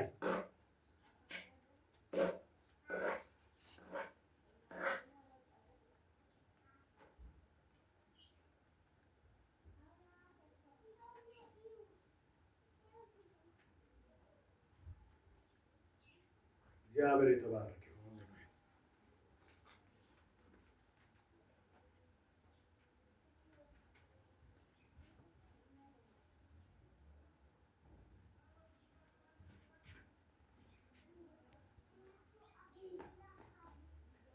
ቆላስይስ 1:9 ላይ እንደዚህ ይላል፣ ስለዚሁ እኛ ደግሞ ይህን ከሰማንበት ቀን ጀምረን የፈቃዱ ዕውቀት መንፈሳዊ ጥበብና አእምሮ ሁሉ እንዲሞላባቸው እየለመንን ስለእናንተ ጸሎትን አንተው ስፒሪቹዋል አንደርስታንዲንግ እንዲሰጣቸው የጳውሎስ ምልጃ ነው። የጳውሎስ መንፈሳዊ መረዳት ስፒሪቹዋል ዊዝደም እንዲኖራቸው ጸልያለሁ። አላቆምኩም፣ አሁን ጸሎቴ ለምናለሁ ብሎ ለቅዱሳን መንፈሳዊ አእምሮ እንዲኖራቸው ሲጸልይ እንመለከታለን። ስለዚህ መንፈሳዊ አእምሮ መንፈሳዊ ዕውቀትን የመገንባትና በመንፈሳዊ ሚዛናዊነት የመጓዝ ጉዳይ ነው። ስፒሪቹዋሊ ሚዛናዊ ሆኖ ለመሄድ መንፈሳዊ ዕውቀትን መገንባት ይቀርባል። መንፈሳዊ ማንነታችን በመንፈሳዊ ዕውቀት ሲገነባ በመንፈሳዊ ሚዛናዊነት ወግ ማለት ይችላል። አሁን ግን ቀድሞ መንፈሳዊ አእምሮ ሳይመጣ መንፈሳዊ ሚዛናዊነት ከየት ነው? ስለዚህ ለዛ ነው በመንፈሳዊ ዕውቀት መገንባት የሚለውን ያስቀደሙት እና ጳውሎስ ሲጸልያል መጸለይ ብቻ አይደለም ማስተማር ያስፈልጋል። ስፒሪቹዋል አንደርስታንዲንግ እንዲኖረው ሰው መንፈሳዊ ዕውቀት እንዲኖረው ማንነቱ መንፈሳዊ መረዳት እንዲገነባ ያኔ ይሄ መገንባቱ ሲመጣ መንፈሳዊ ሚዛናዊነት በባላንስ ወክ ማለት በእግዚአብሔር ቃል እየመዘነ መራመድ የሚችል በእግሩ የቆመ መንፈሳዊ ነገር የሚረዳ አማኝ እንድንፈጥር ያደርገናል ማለት ነው። ክብር ለእግዚአብሔር። እነዚህ ነገሮች በጣም ወሳኝ ናቸው። መንፈሳዊ ዕውቀት ፈልገን አሳደን ልናገኘው የሚገባ ንጹህ እውነተኛ ትምህርት ያለበት ሳይቀር እየሄድን መማር ትምህርት ቤቶች እየገባን መማር ሁሉ ነገር እኛ ጋር እየበረራ ይመጣል።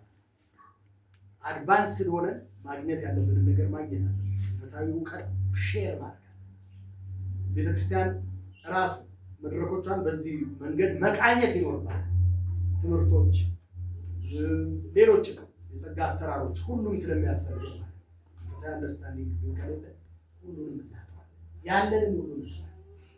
ስለዚህ መንፈሳዊ ዕውቀት መገንባት አስፈላጊ ነው። ክብር ለእግዚአብሔር። ያኔ ስፒሪቹዋሊ ሚዛናዊ ሆነን እንጓዛለን። ማንቸኮል፣ ማንዘገይ፣ ማንሳ፣ ማንጎጠጥ በአንደርስታንዲንግ እና በሚዛናዊነት መራመድ እንችላለን ማለት ነው። ክብር ለኢየሱስ። አሜን። የማይበርደው የማይሞቀው ሰው እንሆናለን። መለኪያ ያለው ሰው እንሆናለን። ግልጽ ነው አይደል? ሆ በተባለበት ሁሉ አናብድም ማለት ነው። አንድ ጓደኛዬ ሆ ብላ አትጀምር ይላል። ሆ ካልክ በኋላ ፊደል የለም ገደል። ሀ ካልክ ግን ሁ ትላለህ አይደል? ሆ ብሎ የጀመረ ግን መጨረሻው ገደል ከሆ በኋላ ምን? ስለዚህ ሆ ብለን እንትን ለማለት ሳይሆን በአግባቡ በቅጡ መንፈሳዊ አንደርስታንዲንግ እየተገነባን እየተቀየርን አይደለም እየተቀየጥን ነው የሚሻለው። እየተቀየርን አዎ አሁን መቀየር የለም መቀየጥ ነው ያለው። እግዚአብሔር ይንቃ ነው። አሜን። እግዚአብሔር የተባረከ አሜን። ስለዚህ ስፒሪቹዋል አንደርስታንዲንግ ያስፈልገናል። ያ ወደ መንፈሳዊ ሚዛናዊነት ያመጣል። አንደርስታንዲንጉ ከቀደመ ሚዛናዊነቱ ይመጣል። በቃ ተሳቢ ሆኖ ነው የሚመጣው። አንቸገርም ለሚዛናዊነት። ጌታ ይባላል። ሌላው መንፈሳዊ ሰው ክርስቶስን ማዕከል አድርጎ የሚኖርና መንፈሳዊ ሰው ክርስቶስን ማዕከል አድርጎ የሚኖርና ዘላለምን መዳረሻው አድርጎ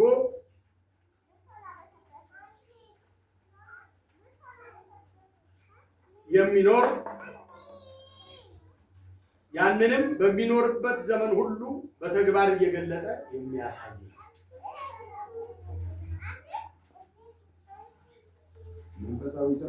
መንፈሳዊ ሰው ክርስቶስን ማዕከል አድርጎ የሚኖርና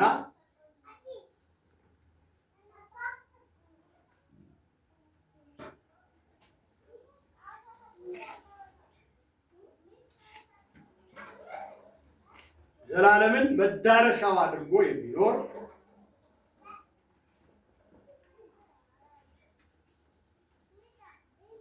ያንንም በሚኖርበት ዘመን ሁሉ በተግባር እየገለጠ የሚያሳይ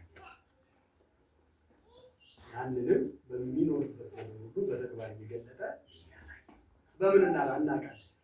ኢየሱስን ማዕከሉ ማረጉ የሕይወት ማዕከል አድርጌያለሁ ማለት ነው። ዘላለም ምድር መዳረሻዬ ነው። ያ አልቲሜት ግቤ እሱ ነው ማለቱን በምንድን ነው የምናውቀው? እሱን የምናውቀው በሚኖርበት ዘመን ሁሉ ያንን በተግባር ሪፍሌክት እያደረገ እያሳየ መኖር ሲችል። ከጨረሳችሁ ጽሑፉን ሀሳቡን እናብራለን። ምክንያቱም ክርስቶስ ሴንተር ነው ወይ በሕይወታችን? መጠየቅ ያስፈልጋል። ኢዝ ሂ አ ኮር? ዘላለም ደግሞ መዳረሻዬ ዘላለም ነው። አንዳንዴ እኮ በምድር ላይ የሆኑ ስኬቶችን አቺቭ ለማድረግ እኮ ነው ክርስቲያን እንዲኖር እያደረግ ነው ያለ። ዘላለምን እያሰበ አይደለም። ሀገር አለኝ እያለ እንዲኖር እያደረግ ነው ማለት ነው። ሀገር አለኝ ደግሞ ሲል እዚህ የሚኖረውን ህይወት እንዲያፈርሳል፣ እዚህ የሚኖረው ህይወት ደግሞ ሰማያዊ ነገሩን እንዲቀማው አይደለም። ባላንስ እኮ የሚያስፈልገው ለዛ። ስለዚህ መንፈሳዊ ሰው ክርስቶስን ማዕከል ያደርጋል፣ ዘላለምን መዳረሻው ያደርግና ያንን ግን በተግባር ያሳየናል። በሚኖርበት ዘመን ሁሉ ማዕከሉ እና መጨረሻው በዚህ የተያዘ መሆኑ በተግባር ያሳየናል ማለት ነው። አሁን ብዙ ሰው እልም ብሎ ይሄ ስራ ሲስራው ታርጎ ይበራል፣ ይጠፋል። ትንሽ ቢዚ ሆኜ ነው። ከዛ ቢዚ ሆንና ኢዚ ሌዚ ቢዚ ክሬዚ እየሆነ ይሄዳል ማለት ነው። እዛ ድረስ እንዳንፈርስ መጠንቀቅ ያስፈልጋል። ኮር ነው ኢየሱስ ማዕከል። ኢየሱስ ማዕከል የሆነው ለእኔና ለአንተ ህይወት ብቻ ነው እንዴ? አይደለም። ለምንድን ነው? የአዲስ ኪዳን ራሱ መካከለኛ፣ በሰውና በእግዚአብሔር መካከል ራሱ ያለ መካከለኛ አንድ የተባለው እሱ ነው። ራሱ መጽሐፉ ማዕከል ያደረገው እኔ ማዕከል ላላደረገው አልችልም። ሰው ክርስቶስን ማዕከል ያደረገ ህይወት መኖር ዘላለምን መዳረሻ ያ ግቤ ነው ብሎ ማስቀመጥ፣ ያንን በተግባር በምትኖሩበት ዘመን ማሳየት፣ ያ ነው መንፈሳዊነት ለማለት ነው። አለበለዚያ አይሆንም። አንድ ጊዜ በጣም ይገርመኛል። ሁለት ነገር ይገርመኛል። ደግሞ አጋጣሚ ሁለቱንም ያው ሰፈር 22 አካባቢ ሰዎች ያለ ሰላም አለኝና እንዴት ነው ብራዘር? እግዚአብሔር ይመስገን ስለው እንዴ ይሄ ልጅ አሁን ጌታ ይመስገን ይላል አይለኝም? ክርስቲያን እኮ አላሁ አክበር ይላል ብለህ እየጠበቅክ ነው እንዴ? እንዴት ነው ጌታ ይመስገን ማለት? እንዴት ሊያስ ምንድን ነው የሚያስበው? ፋሽን ነው እንዴ? እግዚአብሔር ይመስገን እያሉ መኖር ፋሽን ነው? መውረጃ አለው? ኤክስፓየር ዴት አለው? እንደ እግዚአብሔር ማመስገን አሁንም እግዚአብሔር ይመስገን ትላለህ። አላሁ አክበር ይላል ብለህ እየጠበቅክ ነው እንዴ? ሌላም ባይዘው ሌላም መልስ አልሰጠሁትም። ሄድኩ። እዛው አካባቢ አንድ ልጅ አገኘኝና ሰላም ብራዘር ጌታ ይባረክ ሰላም አሁንም ታገለግላለህ እንዴ? አሁንም ታገለግላለህ? አንተ አሁንም ግሪስ እያወቅህ አይደለም እንዴ አልኩት። መካኒክ አንተ እንኳን ያው ከግሪስ ጋር መሽተናል እሱ ግሪሱን ሳይተው ግሬሴን እንድተው እንዴ? እግዚአብሔር ያፍርሰው። ኢየሱስን እግዚአብሔር በረዳኝ ዘመን ሁሉ እስከ መጨረሻው የእስትንፋሴ ማብቂያ ድረስ አገለግል። አሜን። እግዚአብሔር ደግሞ ጸጋውን ይሰጣል። አሜን። እና በእውነት ነው የምነግራችሁ አውጥተው ስላሉኝ ለምንድን ነው ይሄንን ያነሳውላችሁ? በምንኖርበት ዘመን ሁሉ ክርስቶስን ማዕከል ማድረጋችን ፕሩፍ መደረግ አለበት ማለት ነው። ዘላለም መጨረሻችን ክርስቶስ ደግሞ ማዕከላችን መሆኑ ይህንን ደግሞ በምንኖርበት ዘመን ሁሉ ሪፍሌክት እያደረግን እያሳየን የስ እየተባለ ኮንፊርም እየተደረገ እንደዛ ሲሆን መንፈሳዊነታችን ተጠብቋል ይባላል። ማዕከልነቱን ካሳጣ ነው ዘላለም መዳረሻችን መሆኑ ከቀረ ግን ሃይማኖት አንዳንዴ ሁሉና እንደዚህ ካረገ መንፈሳዊነት የሚባለው ምን ይሆናል? ተገንዞ ይቀበራል ማለት ነው። ስለዚህ ይሄ ለራሳችን ስንል የምናስወግደው ጉዳይ ነው። ለማንም ብለን አይደለም። ስለዚህ መንፈሳዊ ሰው ክርስቶስን ሴንተር አድርጎ የሚኖር ዘላለምን መዳረሻው አድርጎ የሚኖርና ያንንም በሚኖርበት ዘመን ሁሉ ፕራክቲካሊ የሚያንጸባርቅ የሚያሳይ ይሆናል ማለት ነው። ጌታ እግዚአብሔር ይመስገን። አሜን። እኔ አንዱ በቃ የምቀናባቸው ይህ ማለት እያገለገሉ እየጣፈጡ እንደ ወይን እየጣፈጡ እየጠሩ በቃ እንደዛ ነው ክርስቲያን። ሁሌ ክርስቶስ ሴንተር እንደሆነ በሕይወታቸው የማይባቸው ሰዎች ሸብረክ የማይሉ ማለት ነው። አንዳንዱ ደግሞ አለ አይደለም ላላ ሰይጣን ክፉ አላልቶ ነው የሚነቅል መጨረሻ። አንዳንድ ብሎን እንደዚህ ሳይላላ እንዲነቅሉ አለው ጥፍርን ነው የምትነቅል እንዲህ እየተመዘዘ ሲያላላ ግን መጨረሻ ላይ ይነቅላል። በማላላት ሂደት ነው የሚነቅል ማለት ነው። ለሰው ሲላላ ስታየው እንትን በሉት ያዝ አድርጉት። የመነቀል እና የመውደቅ ፕሮሰስ ነው። ከመላላት ነው የሚጀምረው አይደል? መውደቅም የመገዝገዝ ውጤት ነው። ተገዝግዞ ካሽ የሚለው ስለዚህ የደማው ድረስ እንዲተገዝግዞ ማስቆም ያስፈልጋል። ይሄንን ማከም ይሻላል። ተበልቶ እስኪጠፋ ድረስ ሰውን መጠበቅ አያስፈልግም። ደሬ እንዳለው ሸርተት ሲል ወንድምህን ካየህ ወሬውን ተውና ጸልይለት ወድቀህ ሸርተት ሲል መያዝ ያስፈልጋል። ክብር ለኢየሱስ ይሁን። እና ምን ለማለት ነው? በምንኖርበት ዘመን ሁሉ ፕሩፍ የሚደረግ ነው። ክርስቶስን ማዕከል አድርገን መዳረሻችንን ዘላለም እናደርጋለን። ይሄንን በእያንዳንዱ ቻፕተር በእያንዳንዱ ፌርማታ እያሳየን ፕራክቲካሊ ይሄ ለእኛም በረከት ነው። አጠገባችን ላሉ ራሱ ደግሞ ትልቅ ተስፋ አይደለም? ክብር ለኢየሱስ ይሁን። ደሬ የዘመረው መዝሙር አለ። ደሬ ሙላት እኔ ብናወጥ ለዓለም እጅ ብሰጥ ትላንት የሰሙ እፍር ይላሉ፣ አንተን የሚሹ ይነወራሉ። እርዳኝ ጋሻዬ የአንተ ነው ኃይሉ፣ በአመፅ ያደፈጡ ፍርስ ይበሉ። ገባችሁ? እኔ ብናወጥ ለዓመፅ እጅ ብሰጥ ትላንት የሰሙኝ ይፍር ይላሉ። አይ ዙሪያችንን እኮ ማየት ጥሩ። ስለዚህ ስለ ሌሎች እጸናለሁ እንዳለ ጳውሎስ ለሌሎችም ጭምር በየምዕራፉ የሰውነታችንን ሪፍሌክት እያደረግን እያሳየን እንሄዳለን። ለሌሎችም ኢነርጂ ይሆናል። ተያይዞ ሰው እየተንገዳገረ ሲወድቅ አንዳንድ ደካማ ህሊና ያላቸውን እኮ እንቀብራቸዋለን አብረን። በእያንዳንዱ ፌርማታ ክርስቶስን ማዕከል ማድረግ ዘላለምን መጨረሻችን እንዳደረግን ማሳየትን ማቆም የለብንም ለማለት ነው። ይሄ ነው መንፈሳዊ ህይወት የሚባለው። ክብር ለእግዚአብሔር ይሁን። ሌላው መንፈሳዊ ሰው የዓለማዊነት የስጋዊነትና የጨለማው ዓለምን ኃይል የሚሰብር በትር ሆኖ የሚኖር ህይወት እድገማት መንፈሳዊ ሰውነት የዓለማዊነትንና የስጋዊነትን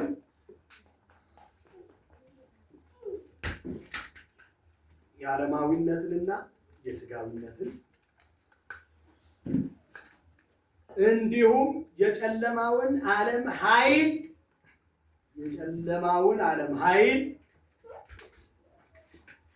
የሚሰብር በትር ሆኖ የመኖር ጉዳይ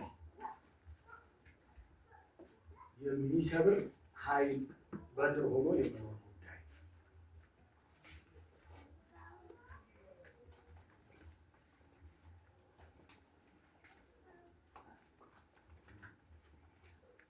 ይቺ ሰዓት እንድታምታታን ነው የሰጠናቸው አይደል? ታምታታም ለማለት ነው።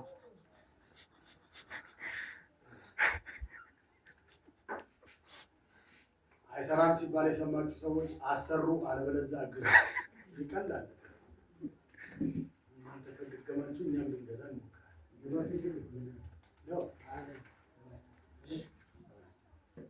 ኦኬ። ለማንኛውም መንፈሳዊ ሰውነት የዓለማዊነትን እንዲሁም የስጋዊነትን እና የጨለማውን ዓለም ኃይል የሚሰብር በትር ሆኖ የመኖር ጉዳይ በመብቻ የጨለማውን ኃይል ገብቷቸዋል። ዓለማዊነቱን መምታት የሚችል ማንነት ነው መንፈሳዊነት። ይሄ ዓለማዊነቱ እየፋለለ ጸጥ የሚል አይደለም፣ በትር ነው። ያንን መስበሪያ ስጋዊነትን የመስበሪያ በትርነት ነው መንፈሳዊ ሰውነት። የጨለማውን ኃይል ዓለም ኃይል የማድቀቂያ በትር ሆኖ መንፈሳዊነት ጸጥ አትልም ማለት የጨለማው ኃይል እየፋለለ ዓለማዊነቱ እንደፈለገ እየፋለለ ስጋዊነት እያቆጠቆጠ ጸጥ አይል። መንፈሳዊ ሰውነት ያንን የመስበሪያ በትር እና ዘንግ ሆኖ የመኖር ጉዳይ ፊታችን እግዚአብሔር ያደቃቸዋል። ሃሌሉያ አሜን። ይሄ ግዴታ ማስደንገጥ አለብን። ዓለማዊነት እንደኛ እኛ አትሞስፈር ላይ እንዲፋለን አናረግም። አርገን ጥለነው ርዕስ እናስቀይራለን። አሜን። ይሄ ነው መንፈሳዊነት። ጨለማውን ዓለም ኃይል ስጋዊነትና ዓለማዊነት የመስበሪያ በትር ሆኖ የመኖር ጉዳይ። አለበለዚያ ከዚህ ሁሉ ነገር ጋር ተቃቅፈን ከኖርን እንዴት ነው የሚሆነው? ፍረዱኝ ብሏል እግዚአብሔር አይደለም? ያላረቁት ምንድን ነው ብሎ እግዚአብሔር አሁን እስኪ ፍረዱና መንፈሳዊ ጨለማ ያጋንንታዊ የጨለማው ኃይል ዓለም ኃይል ማለት ስጋዊነት ዓለማዊነት ያቆጠቆጠ ያንን መስበሪያ በትር መሆን ካልቻለ መንፈሳዊነት መጠየቅ ጥሩ ነው አይደል? what is being spiritual መንፈሳዊ መሆን ምንድን ነው? ሰው ይህንን መጠየቅ ያስፈልጋል። ክብር ለእግዚአብሔር ለአምላካችን። ሃሌሉያ። ኦኬ፣ ሌላው መንፈሳዊ ሰውነት ለዓለም የመሰቀልና የመሞትን ህይወት መለማመድ። መንፈሳዊ ህይወት በመሞት የሚኖር ህይወት ስለሆነ ማለት መንፈሳዊ ሰውነት ለዓለም የመሰቀልና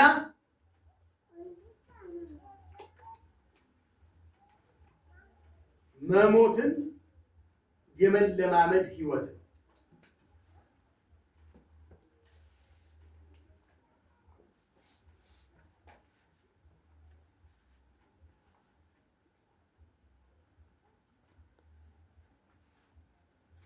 ጳውሎስ እንደዛ ይላል አይደለ?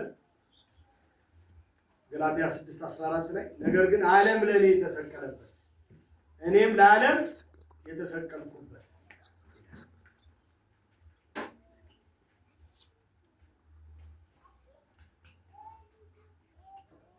ያ የኢየሱስ ክርስቶስ መስቀል ነው። ጳውሎስ የኢየሱስ ክርስቶስ መስቀል ዓለም ለኔ እኔም ለዓለም የተሰቀልንበት ያ መስቀል ራሱ ዓለምና እኔን ያፋታ ነው ለማለት ነው። ያ መስቀል አላት ሞናል ከዓለም ጋር እያለ ያለ ቻው ብሏታል። ከክርስቶስ መስቀል በኋላ ዓለም ጉድባይ እየተባለች። ስለዚህ መንፈሳዊነት ምንድን ነው ብለናል?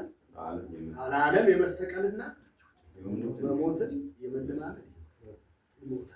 ስንሞት ነው የምንኖረው። ብዙ ሰው እየሞተ ያለው ለመኖር ሲታገል ስንሞት እሺ እያልን ስጋ ማለት ነው። በስጋ ትንፋሻችን እንዲበጠስ አይደለም፣ ግን መንፈሳዊ ስጋዊ ማንነታችን እየሞተ ዓለማዊ ማንነት እሱ እየሞተ በሄደ ቁጥር ስፒሪቹዋል ላይፋችን ድል እየነሳ ይወጣል። እምቢ ብለን ስጋዊ ነገራችንን እሱ እንዲኖር ስንታገል መንፈሳዊ ነገራችንን በአዋጅ እንቀብረዋል። አይሰራም። በአንዱ እንደ እንትን ነው፣ እንደ ፔንዱለም ነው። ያቺ ይሄኛው ስጋው ሲል ይሄኛው ይወጣል፣ ይሄ ስትቀብረው ይሄኛው ይወጣል። አውቶማቲክ ሁለቱ እኩል ሊሄዱ አይችልም። ስለዚህ ስጋዊ ማንነት ዓለማዊ ማንነት እሱን የመቅበር ለዓለም የመሰቀል እና በስጋዊ ማንነት የመሞት ዲሲሽን ነው። ይሄን ስናደርግ መንፈሳዊ ህይወታችን ድል እየነሳ እያሸነፈ ይወጣል። አለበለዚያ አይሆንም። መሞትን መለማመድ ያስፈልጋል። እንዴት ነው መሞትን መለማመድ የሚያስፈልገው? መጥተው ሲያራክሱ ጸጥ ብለህ ብድር አትመልስ። አቀኝም እንደ ያልክ ቀን ካወቀ በምን እንደሚያውቅ አንተ ነው የምታውቀው። በጉልበት ያውቃል ማለት ነው። በጉልበተኝነት መንፈሳዊነት አትታወቅም ማለት ነው። አያችሁ፣ ይሄኛው ወጣ ይሄኛው ተከበረ ማለት ነው። የመወሰን ጉዳይ ብዙ ስጋዊ ነገራቸው ብቅ ሲል ያያችኋቸው ሰዎች ካሉ መንፈሳዊ ነገራቸው እየዘቀጠ ይሄ ሳይዘቅጥ ይሄኛው አይወጣም። መንፈሳዊ ነገራቸው ብቅ ያሉ ሰዎች ደግሞ ስታዩ ዝም ብሎ ሊጠበል ተረጭተዋል። እየቀበሩ እየሞቱ እየታመሙ እሺ እያሉ ይሁን እያሉ ከቁስል ጋር ግን ህይወታቸው እየወጣ እየታየ ይሄዳል። እና መንፈሳዊ ነገር ፈተናም አለበት እንመጣለን። እንዲሁ ዝም ብሎ እንትን ማለት አለ። ኦኬ፣ ሌላው መንፈሳዊ ሰውነት በስጋ የሚቆጠሩትን በስጋ የሚቆጠሩና የምንመካባቸውን ነገሮች በሙሉ መንፈሳዊ ሰውነት በስጋ የሚቆጠሩና የምንመካባቸውን ነገሮች በሙሉ ከወንጌል ክብርና ታላቅነት የተነሳ እንደ ጉድፍ የመቁጠር ህይወት። መንፈሳዊ ሰውነት በስጋ የሚቆጠሩትን እና የምንመካባቸውን ነገሮች በሙሉ ከወንጌል ክብርና ታላቅነት የተነሳ እንደ ጉድፍ የመቁጠር ህይወት። ጳውሎስ እንደዛ ብሏል።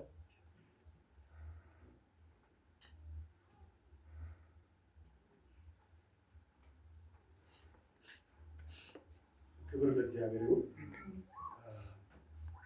ጳውሎስ ምን ብሏል?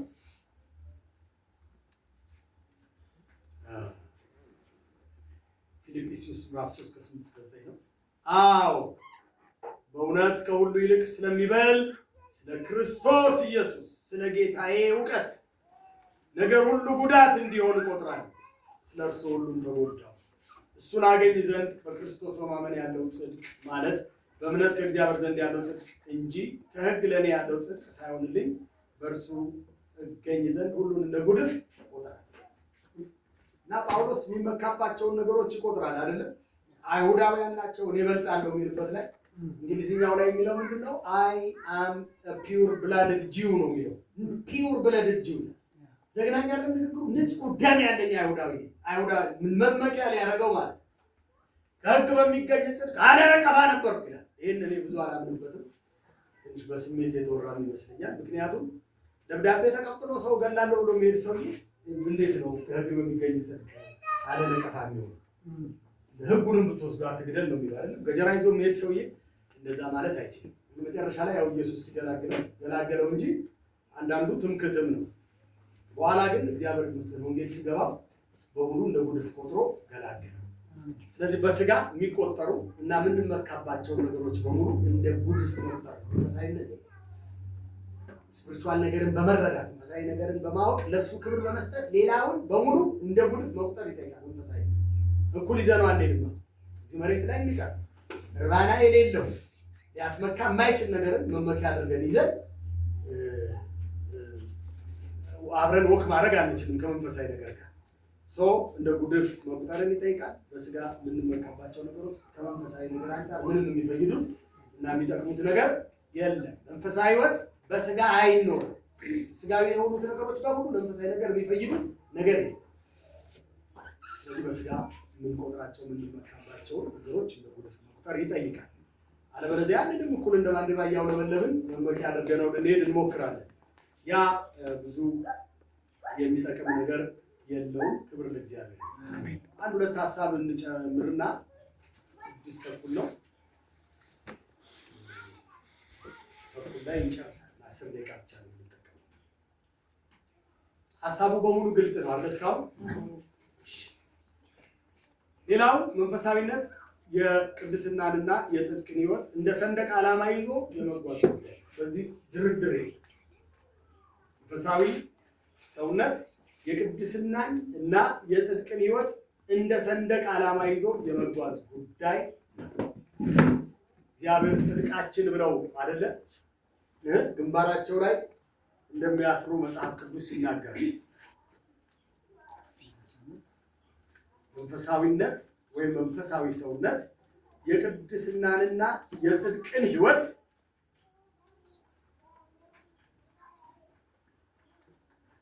የቅድስናንና የጽድቅን ሕይወት እንደ ሰንደቅ ዓላማ ይዞ የመጓዝ ጉዳይ።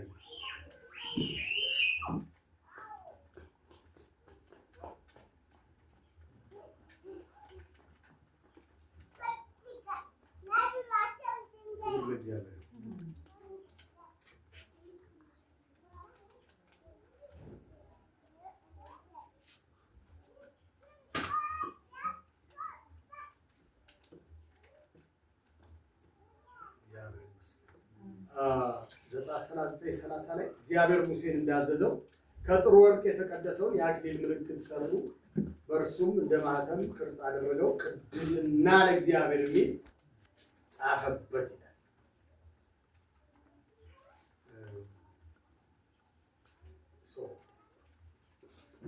ይህ በጣም ወሳኝ ጉዳይ ነው።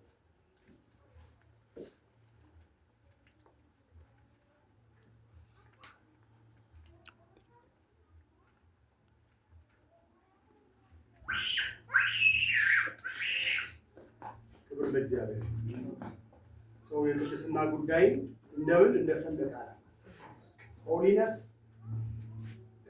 እና ራይቸስነስ ጽድቅ ቅድስና እንደ ባንዲራ ይዞ መኖር ሲችል ነው ሰው መንፈሳዊ እያውለበለበ ሆሊነስ ክርስትና ራሱ ቅድስና ቅድም ለወንድሜ እየነገርኩት ነበር። መቀደስ ብቻውን መባረክ። እስቲ እንደዚህ በሉ፣ መቀደስ መባረክ ነው። መቀደስ መባረክ ነው። መቀደስ መባረክ ነው። መቀደስ የክርስትና አውራ እውነት ነው። አውራው እውነት ሆሊነስ ያስፈልጋል። ለቤተ ቅድስና ይገባል የሚል ቃል አለ አይደል? መጽሐፍ ቅዱስ ይህንን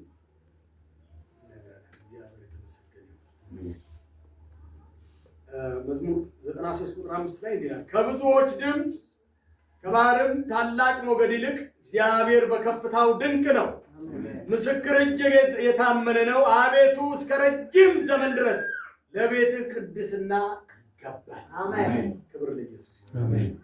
ረጅም ዘመን የሚባል አለ። እስቲ ምንድነው ሐሳቡ? መዝሙር 93 ምን ይላል? Your royal decrees cannot be changed. The nature of your reign, oh Lord, is holiness forever. ረጅም ዘመን ነው የሚለው አማርኛው ላይ እንጂ ለዘላለም ነው የሚለው። ቅድስና ለዘላለም ለቤት ረጅም ዘመን አለ። ረጅም ዘመን የሚባል ነገር ለቤት ምን ይገባል? እንደውም ኤንአይቪ ላይ ይላል your statues stand firm, holiness adorns your house for endless days, oh Lord. endless days ማለቂያ ለሌላቸው ዘመናት ለቤት ቅድስና ይገባል። endless days ተቆጥሮ ለማያልቁ ዘመናት ለቤት ቅድስና ክብር ለኢየሱስ ይሁን። አሜን። ስለዚህ መንፈሳዊ ሰውነት ቅድስናንና የጽድቅን ሕይወት እንደ ሰንደቅ ዓላማ ይዞ እንደ መለያ ይዞ መኖር ይጠይቃል።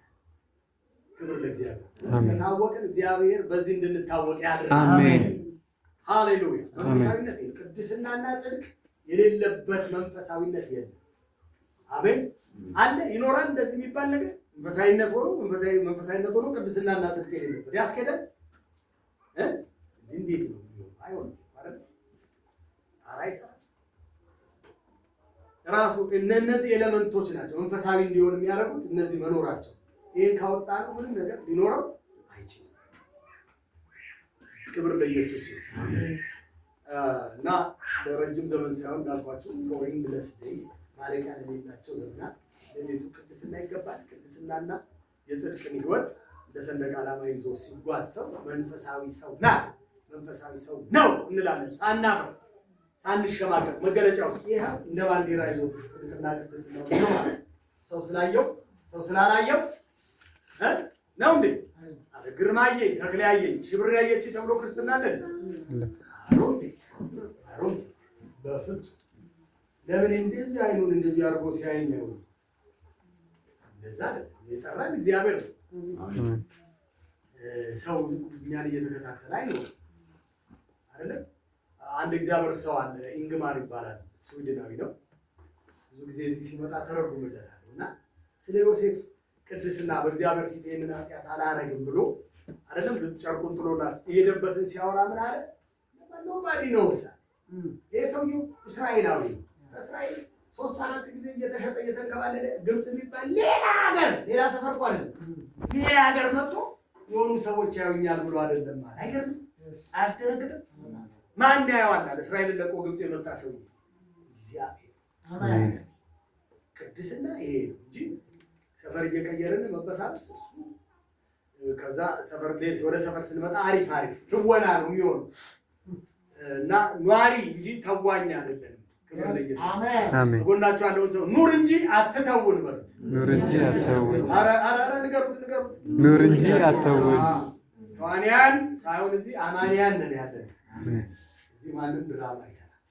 እዚህ ሰፈር ቀይሮ መቆሸሽ፣ እዚህ ሲመጡ ደግሞ ንጹህ መሆን እኮ አይቻልም። ሰፈር ቀይሮ ደግሞ ንጹህ መሆን መምሰል መሞከር ይሆናል ማለት ነው። ስለዚህ እንደዛ አይደለም እና በጣም ነው ልቤን የነካው። he came from Israel ማን ያየዋል? ግብጽ ነው ያለው ግን በእግዚአብሔር ፊት አለ። ኢየሱስ ጌታ አሜን። ሃሌሉያ። እና እንደዛ እናድርግ። መንፈሳዊነት የቅድስናንና የጽድቅን ሕይወት እንደ ሰንደቅ ዓላማ ይዞ የመጓዝ ጉዳይ ነው። ለዛሬ የመጨረሻው መንፈሳዊነት በማይዋዥቅ አቋም በገባን መለኮታዊና መንፈሳዊ እውነት ላይ ጸንቶ የሚኖር ሕይወት ነው። ደግሞ አለው መንፈሳዊነት በማይዋዥቅ አቋም በገባን መለኮታዊና መንፈሳዊ እውነት ላይ ጸንቶ የሚኖር ሕይወት። ክብር ለእግዚአብሔር። ይደገም። መንፈሳዊነት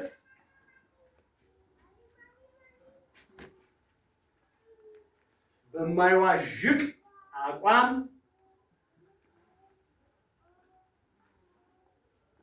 በገባን መለኮታዊና መንፈሳዊ እውነት ላይ ጸንቶ የሚኖር ህይወት ነው። መለኮታዊና መንፈሳዊ እውነት ላይ በዚህ አጋጣሚ ከቤክሻ ጋር እያወራን እኔ እግዚአብሔር መንፈስ ስለ መንፈሳዊ ሰውነት አንድ ትምህርት ሰጥቶን በጣም እሱን እያሰላሰልኩ ነው። በነገራችን ላይ ይህንን ርዕስ የሚነካ ነገር ባታወራ ኖሮ አለ በያው እግዚአብሔር ይሆናል ጌታ ለእነሱ ይሆናል። የትም አላገለገልኩትም። ፈርስት ዴይ እዚህ ቤት ያገለግል እና ከመንፈሳዊ ሰውነት ጋር የሚል ሀሳብ ሲያነሳ ኢሚዲየትሊ ሊወሰድ እግዚአብሔር የሚያከብረው ጉባኤ እንደሆነ በዚህ መረዳት ይችላል። አንዳንድ 15 ቀን ይሁን 20 ቀን አስቀምጬዋለሁ እያሰላሰልኩት መንፈስ ቅዱስ ተናግሮኝ ነው ትምህርቱን የሚያዘጋጀው። ትልቅ ጥያቄ ማለት ነው መንፈሳዊ ሰውነት ነው። ኔክስት ዊክ በጣም በርካታ ሀሳቦች እናነሳለን። ይሄ ነው የመጨረሻው መንፈሳዊነት በማይዋዥቅ አቋም በገባን መለኮታዊና መንፈሳዊ እውነት ላይ ጸንቶ የሚኖር ህይወት ነው። ይሄ በጣም ወሳኝ። ሸብረክ ሳንል ገባን ያለው መንፈሳዊ እውነት ላይ ሸብረክ ሳንል ገባን ባልነው መንፈሳዊ እና መለኮታዊ እውነት ላይ ሳንዋዥቅ ያቱ በጽናት ወክ የማድረግ ጉዳይ ነው። ይሄ ከሌለ ምንም አይጠቅምም። እንደ ዴማስ እንደተንሸራተተ መጽሐፍ ቅዱስ ይናገራል አይደል? የአሁኑን ዓለም ወዶ ትቶኛል። ገባው መሰረታዊ እውነት ላይ ሳይዋዥቅ ወክ ማለት ጳውሎስ እስከ መጨረሻው እንደሄደ በሰይፍ ፊትም ሸብረክ እንዳላለ መንፈሳዊነት ማለትም ይሄ እንደሆነ መጽሐፍ ቅዱስ ይናገራል። ያዝ ለቀቅ የሚባል ክርስትና ሄድ መጣ የሚባል ክርስትና ወደፊት ወደ ኋላ የሚባል ክርስትና የለም። ወደ ቀኝ ወደ ግራ የሚባልም ክርስትና የለም። በገባን መለኮታዊ መንፈሳዊ እውነት ላይ ሳንዋዥቅ ጸንተን እንቀጥላለን። መንፈሳዊነት የሚባለው ይሄ። ክብር ለኢየሱስ ይሁን። አሜን። አለበለዚያ አይሆንም። ሌላ ስም ነው የምንሰጠው። መንፈሳዊ የሚባለው ስም ፊት አያደርግም ማለት ነው። ሌላ ምን እንደምንለው ባናውቅም መንፈሳዊነት እስካሁን ያልነውን ሁሉ ነው። እስካሁን ያልነውን ሁሉ ብቻ አይደለም። ስለዚህ ኔክስት ዊክ የመንፈሳዊ ህይወት መለኪያው ምንድነው ደግሞ ብለን መለኪያዎቹን እናያለን። በርካታ ሀሳቦች አንስተን መለኪያዎቹን እንፈትሻለን። ከዛ ቀጥለን ደግሞ መንገዱስ የመንፈሳዊነት ህይወት መንገዱስ ምንድነው? ወደዛ የሚያደርሰን ጆርኒው ምንድነው የሚለውን ኔክስት ዊክ እናሳልፋለን። መንፈሳዊነት ያልሆነውስ ነገር ምንድነው? አሁን ያልሆነ ነገር አለ። መንፈሳዊነት ያልሆነ ነገር ቸርች ውስጥ አለ መስሎን የያዝነው ማለት ነው። እሱ መንፈሳዊ ያልሆነውስ ምንድነው? ከዛ በኋላ መንፈሳዊ ማንነታችን እንዳይገለጥ የሚከለክሉ ተግዳሮቶች ምንድናቸው? መንፈሳዊ ማንነት በምን ይፈተናል ብለን እንመለከትና መደምደሚያ የእውነተኛ መንፈሳዊነት እና የመንፈሳዊ ህይወት መገለጫውስ ምንድነው የሚሉትን ሀሳቦች አይተን ኮንክሉድ እናደርጋለን። በጣም ሰፊ ነው። ፋቢል 5 እውሎች በትንሹ የሚፈልግ ነው። በጣም በጥልቅ ያደረግነው ለዛ ነው። ግን እንደምንም ብለን ለመጨረስ እንሞክራለን። ከዛ በላይ እውሎችን መጠቀም ስለማንችል እንጂ ብችል አንድ ሌላ እውል ጨምሬ እንድማር ደስ ይለኛል። ግን እግዚአብሔር ረዳናል። ሰዓት ገፋ አድርገን ኔክስት ዊክ ለመጨረስ እንሞክራለን። ክብር ሁሉ ለሕያው እግዚአብሔር ይሁን። አሜን። እንጸልይ። ጌታ ሆይ መንፈሳዊ